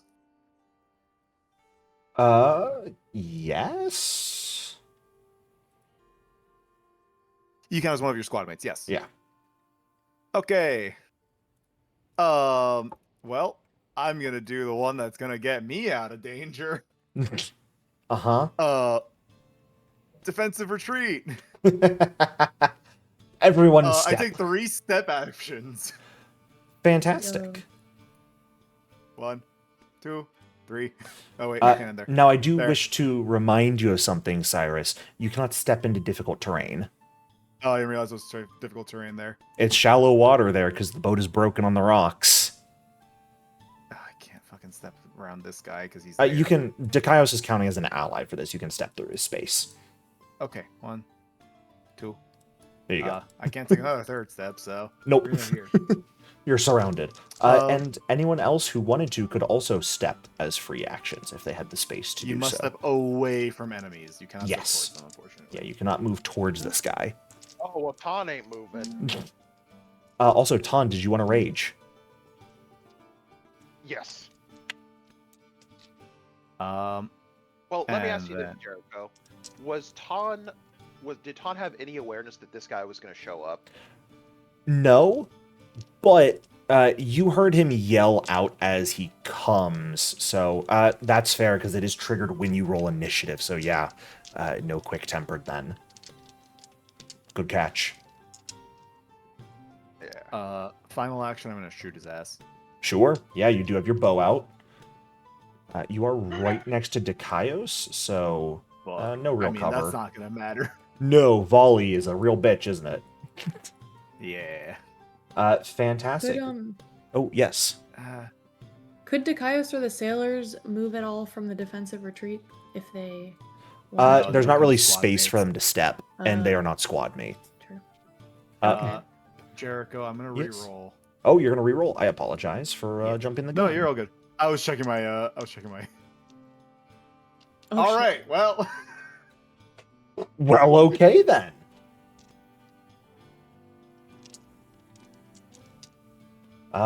Deadly bow coming in, Alright. dealing 13 damage to this guy. He bit you, and then you immediately sort of step away, draw a normal arrow, and return the favor in a quite dangerous way. Sort of immediately piercing through the open throat, like open mouth of this guy, and out the back of their throat, leaving a bloody gash through Fuck this them. guy.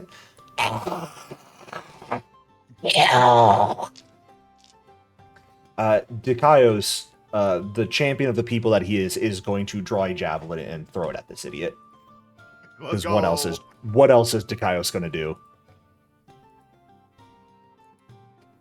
Apparently hit with the javelin. Oh my god. Dude, he is a hero. There. He's going to deal 5 damage. Let's go. And then he's just going to draw another javelin ready to go. Arias, you're Man, up. these javelins are good. The most use of javelin is ever seen in a Pathfinder campaign. Yeah. Okay. Who's after me? Okay. So keep in mind, going these to- segments of water are going to count as difficult terrain because you're stepping into the rock that is is true. Then in I the could water at probably- that point. Can I at least get up to... I could probably just get up to the creature barely then, Yeah. right? Also, Okay. you keep measuring from the edge of your square. You typically want to measure from the center Yeah, of sorry. your square. No worries. Just don't want you to, not Yeah. center Can of I even yourself, get to but the like creature then? center of a square you're taking up. Oh, I see, I So, see. like 15 feet for you. You would need to spend 2 actions to do that, unfortunately.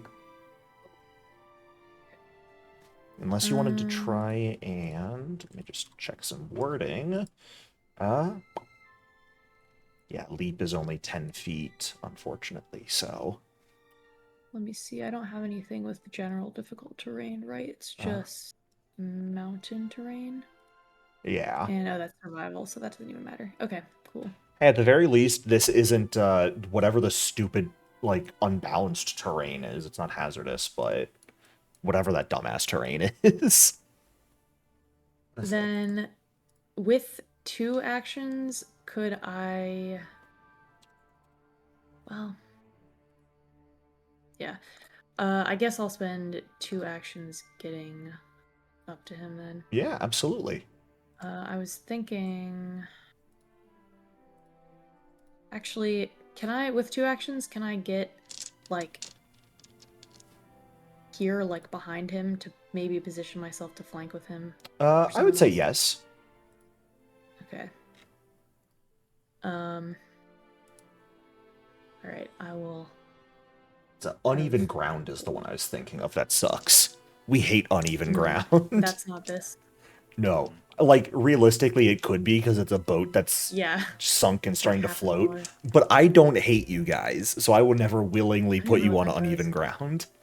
Uneven ground, you have to specifically use balance as your move action, or you fall prone, and you're permanently off guard on it. And anytime you're hit by an attack or fail a save, you have to make another save or fall prone. It sucks. That is Well- twisted. Uneven ground is not fun. I'm gonna do this, and he's already badly injured. He's one guy who more Yeah. so seems to be coming at you guys with vitriol over anything else. Alright, I'm gonna do this, and then I'm going to exploit vulnerability because I Sure. could just attack him, but I also kind of want the knowledge benefits from it. Because he looks like the Sedacthy, whatever the heck. they're I would called, say that you we can talked about immediately earlier, right? tell on Yeah. like observation this is a Sedacthy. Yes. There's no question about that. Yeah. You certainly recognize a Sedacthy when you see one. which you're going to know on a success there. There's no weaknesses to exploit. But what questions do you have? This guy is a Sedacthy. I guess they're like any like special like active abilities that. Yeah, absolutely. You have already seen him use one, which is a wriggling rush. It is a single action that lets him stride and swim back to back in either order, which also lets him ignore a lot of difficult terrain as part of that movement. So he gets to move real fast and cover a lot of ground, going from either like somewhere on land into water or in water onto land without really losing any speed. They also have a shared feast ability they can do, which is a Jaws strike, and if they hit, an ally of theirs can also make a Jaws strike as a reaction. And if they have beaks or something similar, they could also use it. But you inherit, like, you know, unless there's allies here, that's not something you have to worry about. Okay. So. And after I do that, I'm just gonna call out to it. Why are you attacking these sailors? These octopi are not yours. What language are Leave you at using? once. Because I'd say you're pretty I only know aware the main language a Sedacthy speaks is Thalassic. I'm gonna say it anyway, but Fair enough. It will just look at you and snarl, Cyrus's blood dripping from its mouth, as well as its own blood. Just has an arrow sticking in its chest. No, the arrow like went in through its open mouth and out the back of its throat. But it does have a javelin stuck in its chest right now. Scophos, what are you doing? You're partway into the water with a person, but an enemy has just jumped onto the boat and injured Cyrus pretty badly in just a single bite.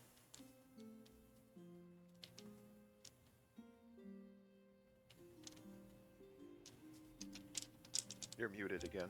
Are we near the rope that he fired? At this point, right there, like one move action would get you there.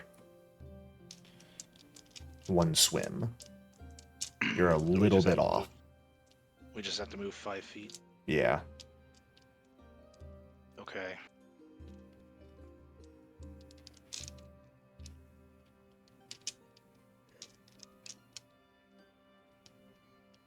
Alright, I will attempt to swim then. Go for it. Athletics. A 13 is not a success in this regard. Okay, so we don't manage to move. I'm gonna 2-action heal Cyrus, Cyrus. fantastic. Use that magic. Thank you.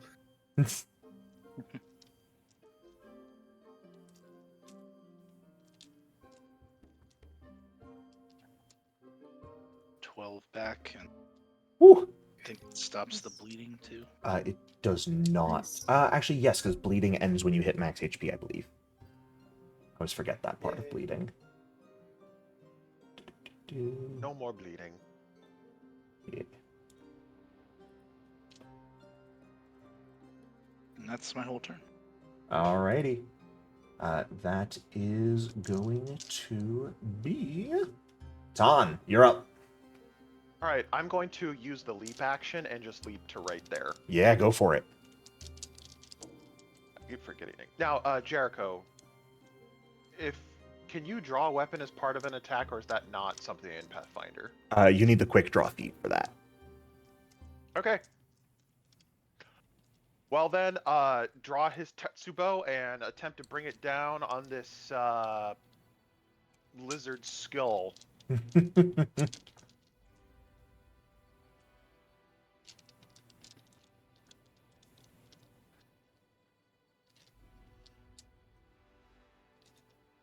A 24 is gonna do it.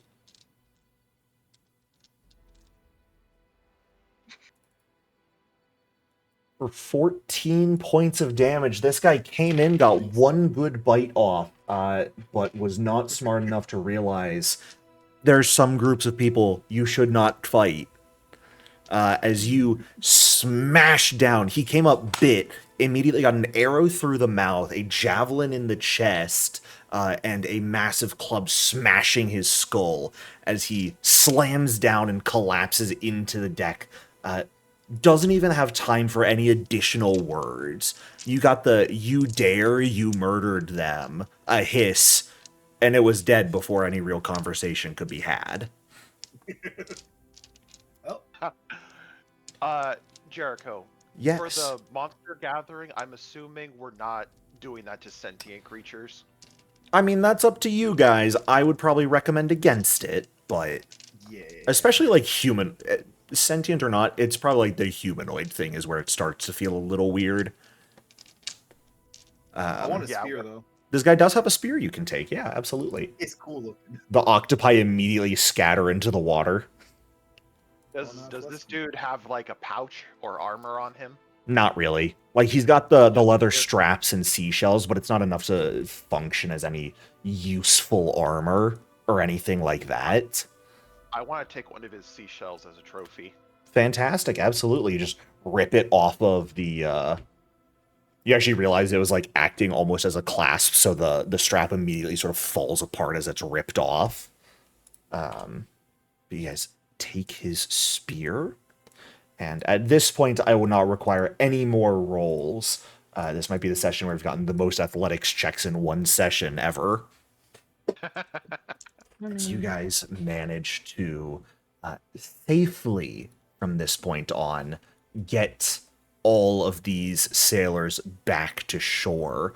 The rope that Cyrus launched with a grappling arrow certainly helps them, as well as the detritus that Scophos and Dikaios helped pick up.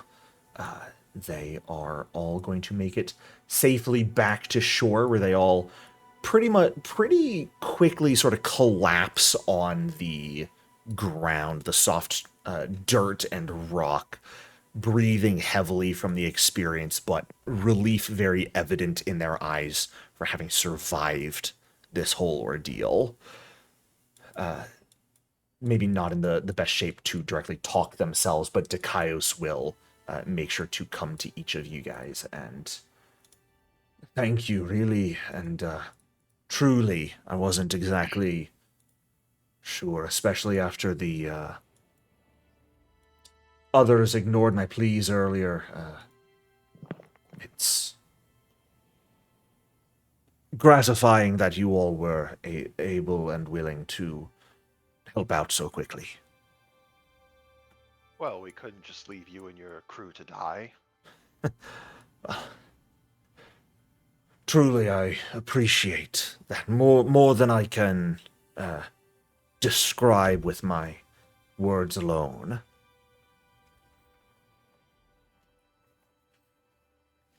Well, are you and your crew going to be all right getting back to the city, or? Oh, well, we'll take some time. Watch over them here. We'll probably head a bit off the dirt path, get into the grass a bit just to get away from the water. I think we had enough of that for the day, and Yeah, we can send some wagons back to help you. I'd appreciate that. We will take some time and then begin making our way back to the city ourselves. We gotta let people know what happened, and we gotta talk to the bosses, let them know that the ship is down, and I'm not looking forward to that conversation, let me tell you. Yeah, Jericho, will we be able to fit our spoils onto the chariot, or is that simply too much? It's only one chariot. Like, you guys could carry the octopus corpses yourselves. The full reef claw corpses might be pushing it. But can I ask? Yeah. Can I ask Dikaios if, once they get back to town, if they could have someone come back and collect the creatures we slew and take them to Lady Turpin's estate? Terpsime? Yeah. Terpsime is the state. Yeah, I mean, not too heavy. I mean, especially if you're sending wagons, we can just bring them back ourselves. Don't need to send anyone for it. Okay. So, I guess we should finish the race. Yeah, I Oh, do have a feeling our time is not going to be very good. yes, if you're in a race, I don't want to keep you too long. Please, at least do better than the ones who ignored us earlier, please. I'd appreciate that. Let's see. We'll definitely give it our best. Okay. Let's. Back in the chariot. Gonna give all 3 of them a rousing splash. Yeah. A little bit temp HP to perk them up, Water! Water! which immediately probably gives one of them like a minor panic attack because they just got out of the water and all of a sudden they're getting splashed with water. They're like, no. I would but- say so. Okay, fair.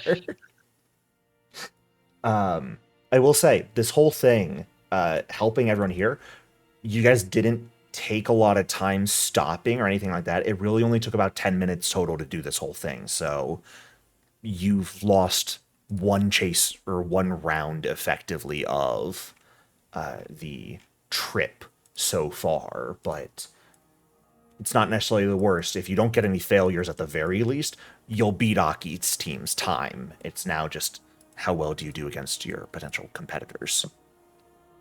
So Let's get back to it. yeah, you guys hop back on the chariot. Sorry, what were you gonna say there? I just said we hop back in. Yeah. Fantastic.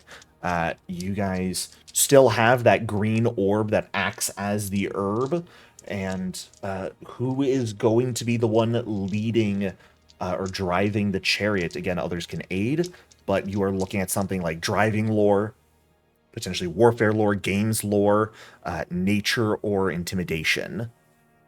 Seems like this is a time for warfare lore. Yeah. If you want to do that, you absolutely can. Does anyone want to aid you with any of those skills? I can aid with nature. Certainly.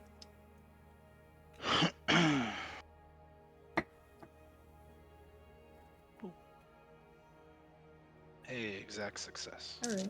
Fantastic. Did you use the aid macro or no? It's rolled I nature. did not. Okay. I'm sorry. Then you can just grab the toggle for it, Cyrus.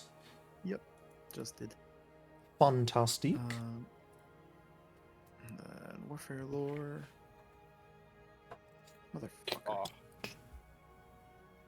Oh, Do you have a hero hero point. point, Cyrus?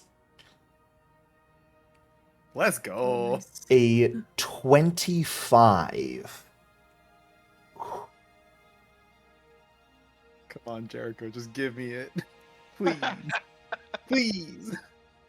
The warfare lore's DC was 16.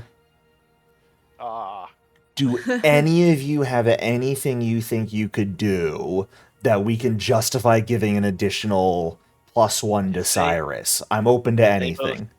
Yeah, if they both aid as well and they get a crit, it's better than mine. So That's always something that could be done.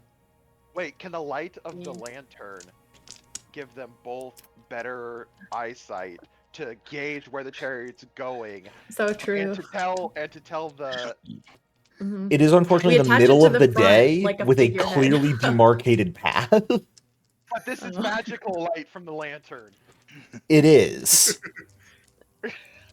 I like that I mean, I idea, can also but I'm going to try say to no to it. It's Ah, I tried. a little out there. If you want to try and aid as I- well, Arias, you certainly may. I Wait, I wanted to got avoid one it because more. I don't have any hero points. Go ahead. Wait, I got one more. Could I rapidly shapeshift to scare the horses more to get them to go faster? Shapeshift.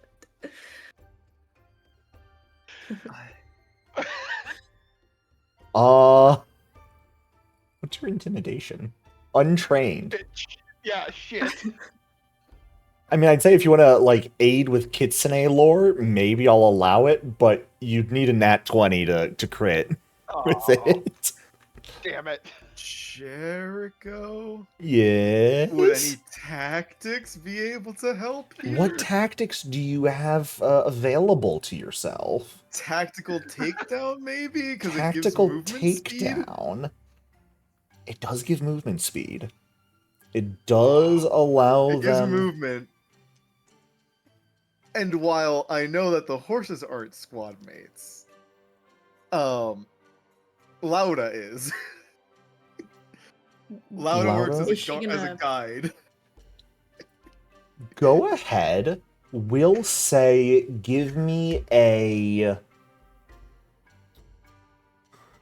What check do I want here? What skill do you think would be most efficient with this? I'm kind of leaning, like, Warfare Lore would be consistent, but I kind of want to do something different, because we already rolled a Warfare Lore as the base skill for this. Acrobatics. You know what? Alright. Actually, here's what we're going to do. We're going to check a riding horse's stat block. A riding horse has a +7 athletics. And we're going to set a DC of 17, because that is your Warfare Lore DC. Who wants to helm this roll for me? Let's say either Arias or Ton, because neither of you have rolled for this set yet. Which of you wants the fate in your hands of this? And it's going to be an acrobatics check. It's effectively, you're going to be rolling a d20 plus 7, looking for a 17. So you need a 10 or better. You got a 60% chance of succeeding. Which of I'll you do thinks it. they can hit a 10? Ton? Go for it. This entire thing rides on you. Damn it. Well, it So would just still be a roll flat success. D20? Yeah, just give me a flat d20 roll. Yeah, you'll All right, here succeed we no go. matter what. But this is to see if you guys get the crit. Go for it.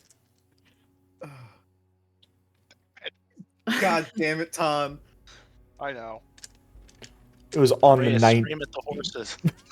It was on the 19. Intimidation. Rolling. No one 18. else has a hero point that they could grant Ton. I think we're hero pointed out aside from Scophos. Scophos, I'll let you hero point this if you want. Hero point his D20 roll. Yeah, there won't be a +10 to it. It'll just give him a flat reroll.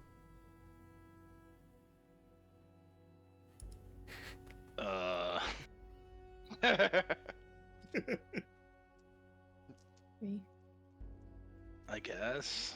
Okay. Sacrifice that hero point, and Ton, you may re-roll that. Or would you rather Arias flat roll? Who do you trust more? Oh boy. Let Reyes do it. Two different clicks on Foundry. Okay. I'll have a Reyes roll a D20. I chose a correct. Yeah. Just because I want to see. Reyes rolled the- Ton, roll another d20 just so I can see if you would have failed. Okay, here we go. I just want to know if this was a... Okay. Cool. Everything into it. The entire group working together. Even Laura, like, hopping on the back of one of the horses to patter forward on its back and hopefully get the horse to run faster. These you will horses are so traumatized.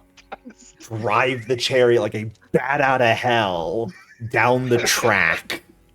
The At city... some point, Yes. Scaphos will remember he has a signal whistle. And he should have used it a long time ago. Ooh. And he's gonna start whistling, I don't know, an SOS or something. Fantastic. Just so there's some medics ready and waiting. Yeah. You start whistling the SOS as you guys are flying the chariot back, pretty much. The city eventually comes into sight, and the sound of your whistle having been heard in advance, you do see a medical team on standby. Terpsime up on the judge's block. Team Aki off to the side, looking... Faces a bit scrunched in disappointment of, oh shit, we actually lost this one. With a total time of 2 hours and 20 minutes. You guys far and away beat out Team Aki's 2 hours and 40 minutes. Let's go. Though, of course, the Pearl Chasers and Golden Pegasi are still to go here. I You am really guys... curious. Oh, go ahead. I'm really curious how a centaur is going to do a chariot race. They're gonna be leading the chariot. Right, pretty much, yeah. Oh, horses? Just don't hook one of them up. I got you guys. Don't worry. You guys make it back. I assume you let some of the officials know what happened. Yeah, And they're going to need a cart to get everything back to the town. send some wagons and the Absolutely. The officials take the horses from your guys' chariots off to the side because they're exhausted from that last 10-minute sprint and begin caring for them while the crowd is cheering for you guys. Because, everyone heard the SOS whistle, so everyone was a bit concerned.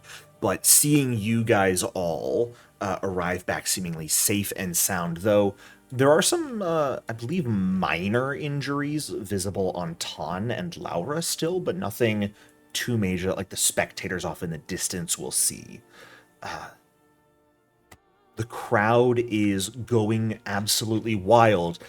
There is a bit of a weird sort of pause in the cheers when you guys hop off the chariot and a bunch of cut up tiny octopi fall off with you guys into the grass where everyone's like, woo, what? Woo! And some reef claws. Well, those are getting brought back by Dikaios and okay. the others, but you guys were able to carry the octopi with you. Got it. Yes. I don't know. I'm debating going to yell at some people. But I'm debating also letting some officials know I just don't want to do it if the rest of the that a players certain don't team want abandoned that to people happen. in need. Well, what do you guys want to do? You guys can certainly confront, you can tell the officials, or you can keep it to yourselves. Jericho. Well, it's going to get known because I have a feeling that those people are not going to stay silent.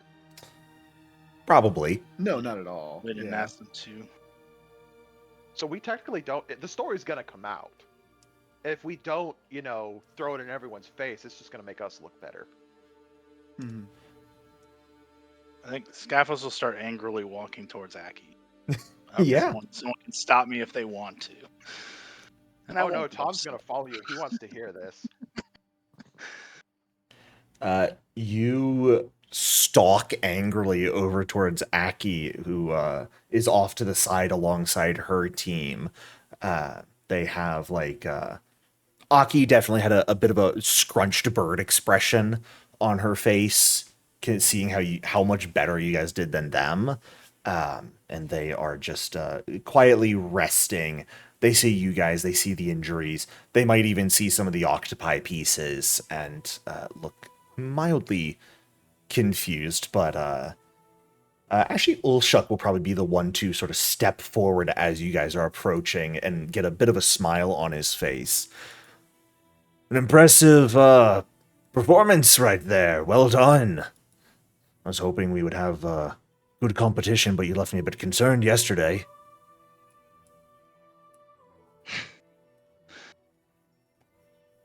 So he won't be shouting, but he's gonna be like, "Is winning so important that you would risk other lives?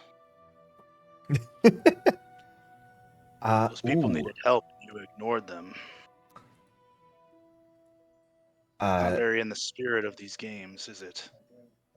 Ulshuk is going to take half a step back and frown slightly.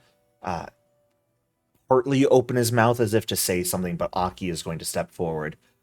I haven't the faintest what you're talking about. Sorry, was there...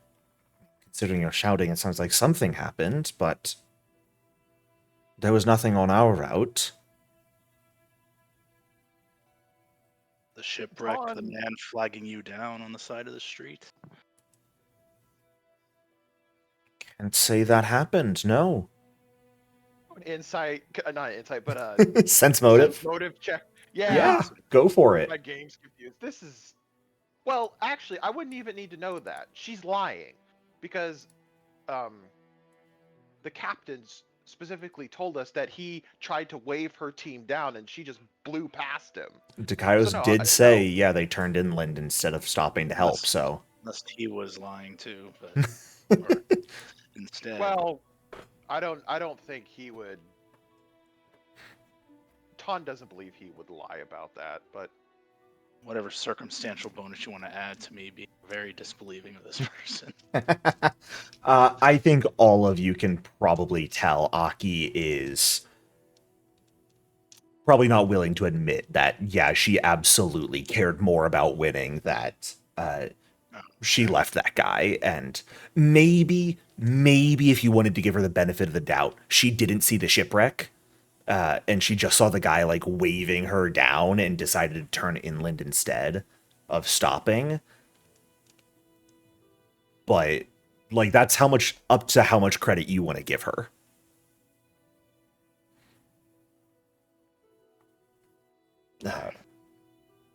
He's just gonna throw his hands up in disgust and walk away. Well, some people are taking this competition a bit too seriously, it seems. seriously, you left them to die. We did no such thing. At this point, Ton is just gonna look at her. Then he's just gonna go over to Scophos, and she'll never admit it. There's no point in trying to convince her or her team otherwise. They don't seem to care. I know. And then Ton will just turn to leave, and he'll call back over his shoulder. There's more important things in life than glory and winning. Then he'll just walk back to Oreus and Cyrus. I have a question. Were the Golden Pegasi or the Pearl Chasers up next? The Golden Pegasi are up next, so they're getting started as you guys are having this confrontation off to the side. Ton, give me actually, any of you who want to, give me a perception check real quick. Sure.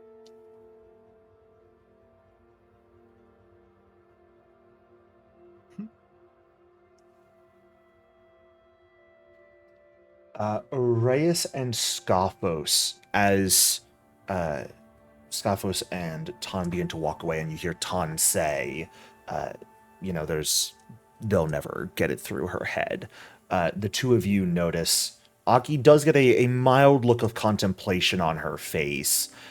You're not sure if you can say you see regret or repentance there, but she does nod to herself.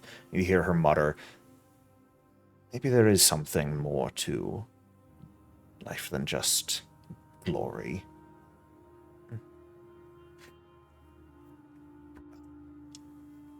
And she turns back to her team after that as well.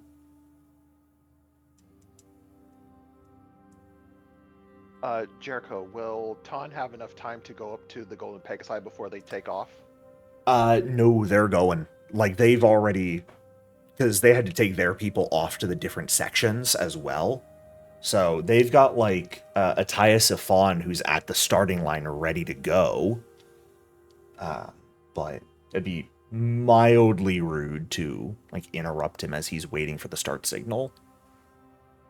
So, from what I've gathered from the culture in Iblydos, is it rude to yell good luck to your competitor? No.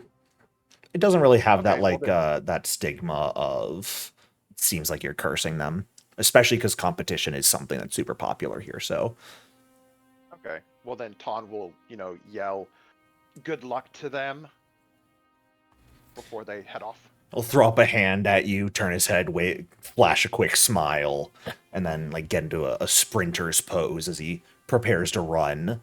The Golden Pegasi. Maybe because you guys did so well, they look like they are ready for this.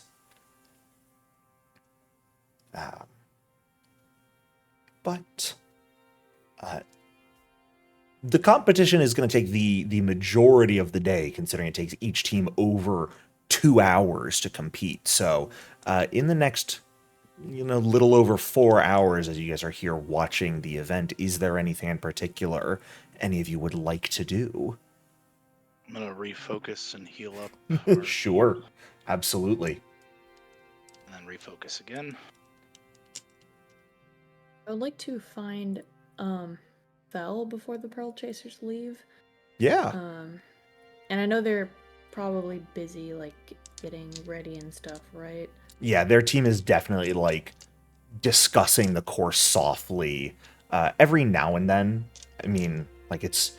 By the time you guys get back, it's been 5 hours since the start, so most conversation that they've needed to have strategy-wise has been had, and they're just kind of chilling and waiting off to the side. Oh. They had the picnic lunch was provided, so you head over and hang out with them, and Fel and all of them will, like, wave and invite you over to sit down. Oh, do you want to, we're having lunch, do you want to just sit and eat with us?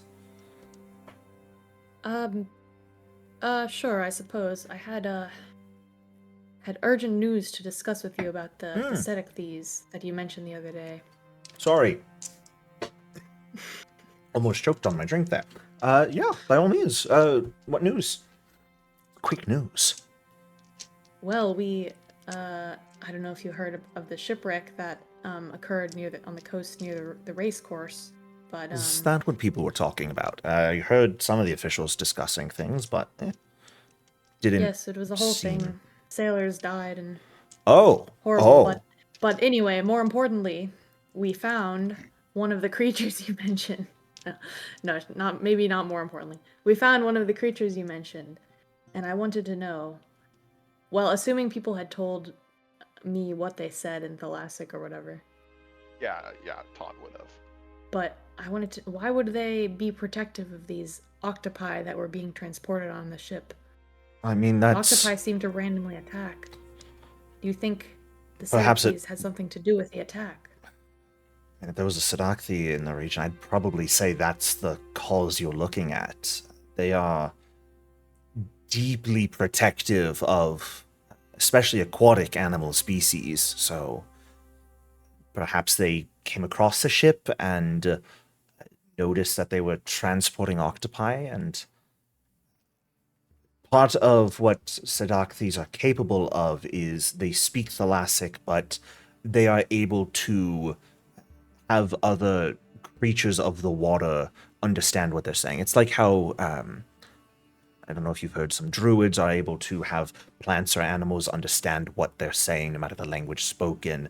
Sedacthys are able to do the same thing with other aquatic animals. So perhaps they, came across a ship, found the octopi, and communicated with them, and helped them or convinced them to break free.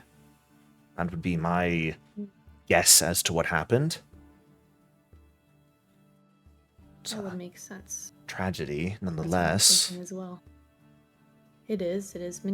Actually, do we know how many people actually died, or if It wasn't a like... particularly large vessel, so no more than a dozen, but no exact number was told to you.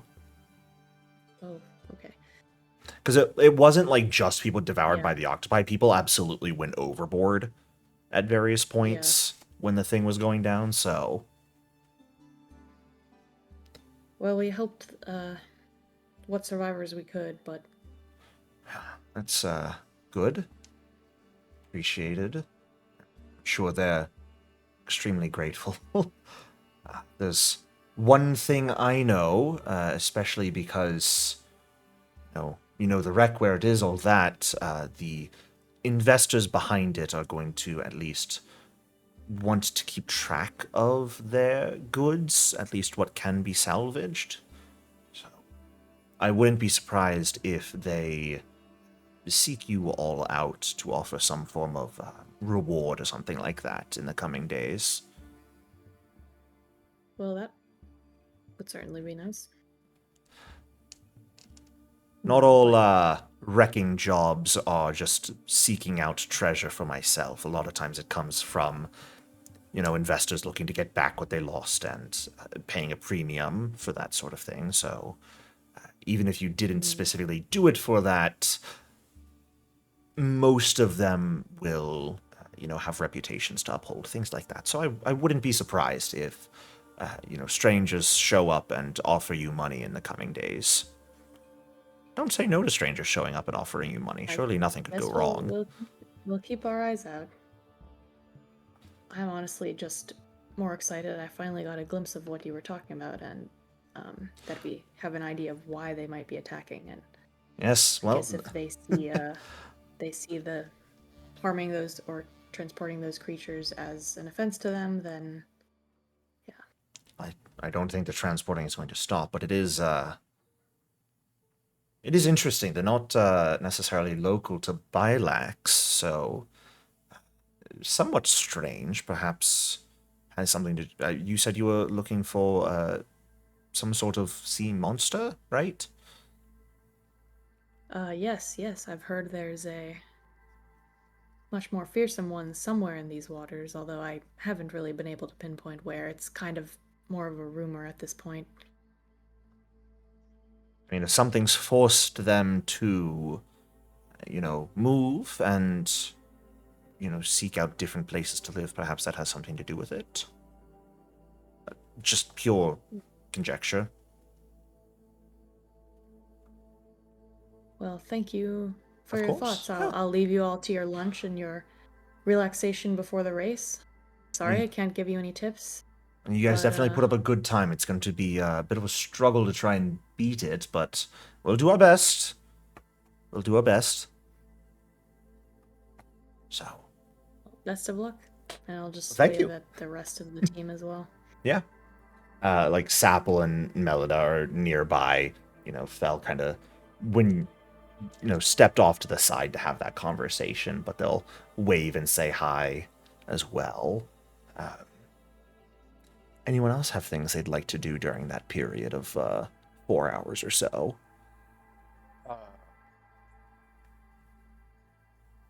For our monster crafting, Jericho, we need to find a craftsman in Iblydos that can turn these No. monster parts into what we want. Not really.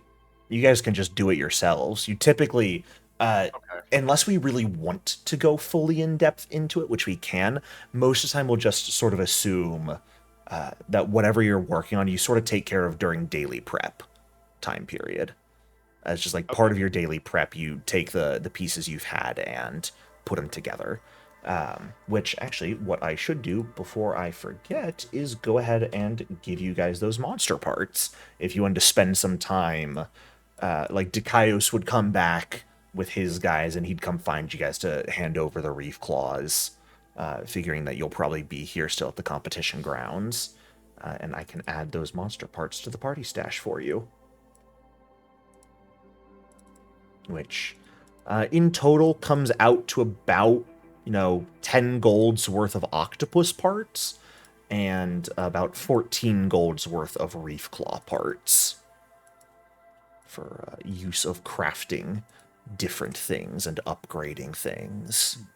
So, Whoops, wrong one. would be enough for certain for any of you if one of you guys wanted to upgrade a piece of your equipment to level 1, but unfortunately not quite enough to yet reach level 2 on any piece of equipment and get that effectively +1 to your attack rolls.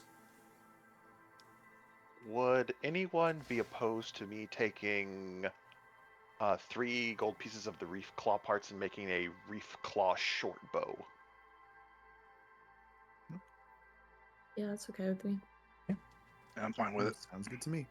Typically, the parts do need to match. Like, if you're making a weapon that deals piercing damage, it would have need to come from a monster that deals piercing damage. However, you're making a bow, which is a little bleh. Reef claws are slashing, not piercing. Oh, I thought they were piercing. No, they because they're like sawing with their claws Oh, I thought they instead were of directly piercing. crushing. They are pincers, but they like saw into you with them and then inject venom. But you're making a bow. I don't care.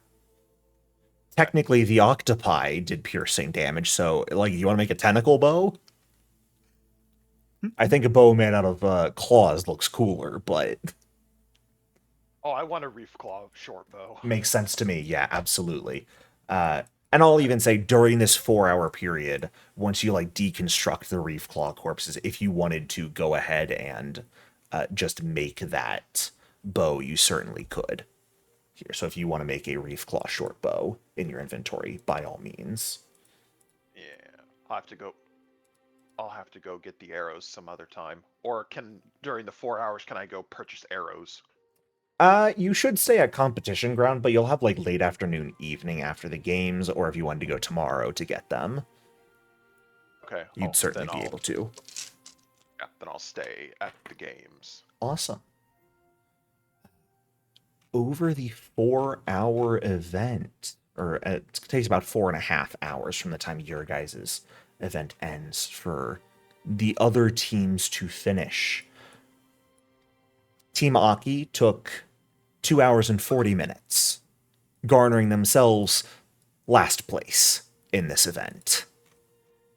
And no medallions for it whatsoever. In third place, I suppose this should be Terpsime probably announcing the results, taking 2.5 hours and will receive 1 medal, are the Pole Chasers. Steady progress, quite an impressive run all around, though their struggles with the chariots were definitely noted. And then we have an interesting case. In second place are the Drasticons, 2 hours and 20 minutes. However, let it be known here, their time was only that long because they stopped to help sailors who had been shipwrecked nearby.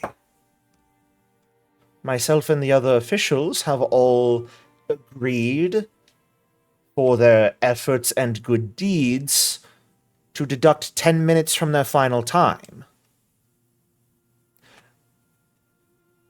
Meaning we have a tie for first place between the Drasticons and the Golden Pegasi at 2 hours and 10 minutes apiece. Now, normally some would say they should both get the second place prize, but where's the fun in that? We say give them both the first place prize. Why not? And then, of course, the Pearl Chasers got third place, but we might as well give them the second place prize. And Team Aki, slow as they were today, are still an impressive showing. We wouldn't want them to go home with nothing, so they will get the third place prize of 1 medal. And we have 2 additional medallions to give for impressive performances.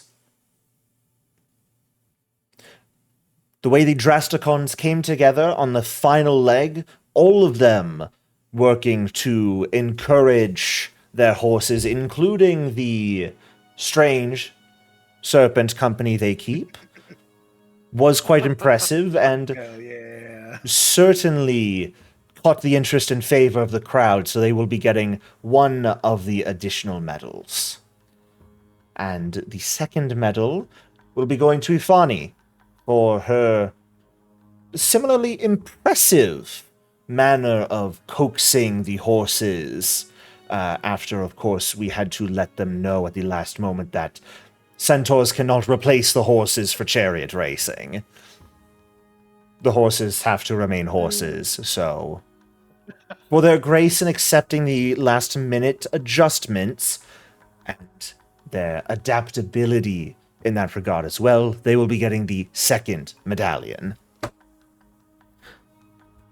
that will bring us to the end of day 2 of the games and the second event. Of course, there will be many other small events you can find around the city. Numerous forging competitions especially are taking place today. But if you only care about the major events and are interested in watching those, find us at noon tomorrow down on South Shore for what should be quite a delicious competition.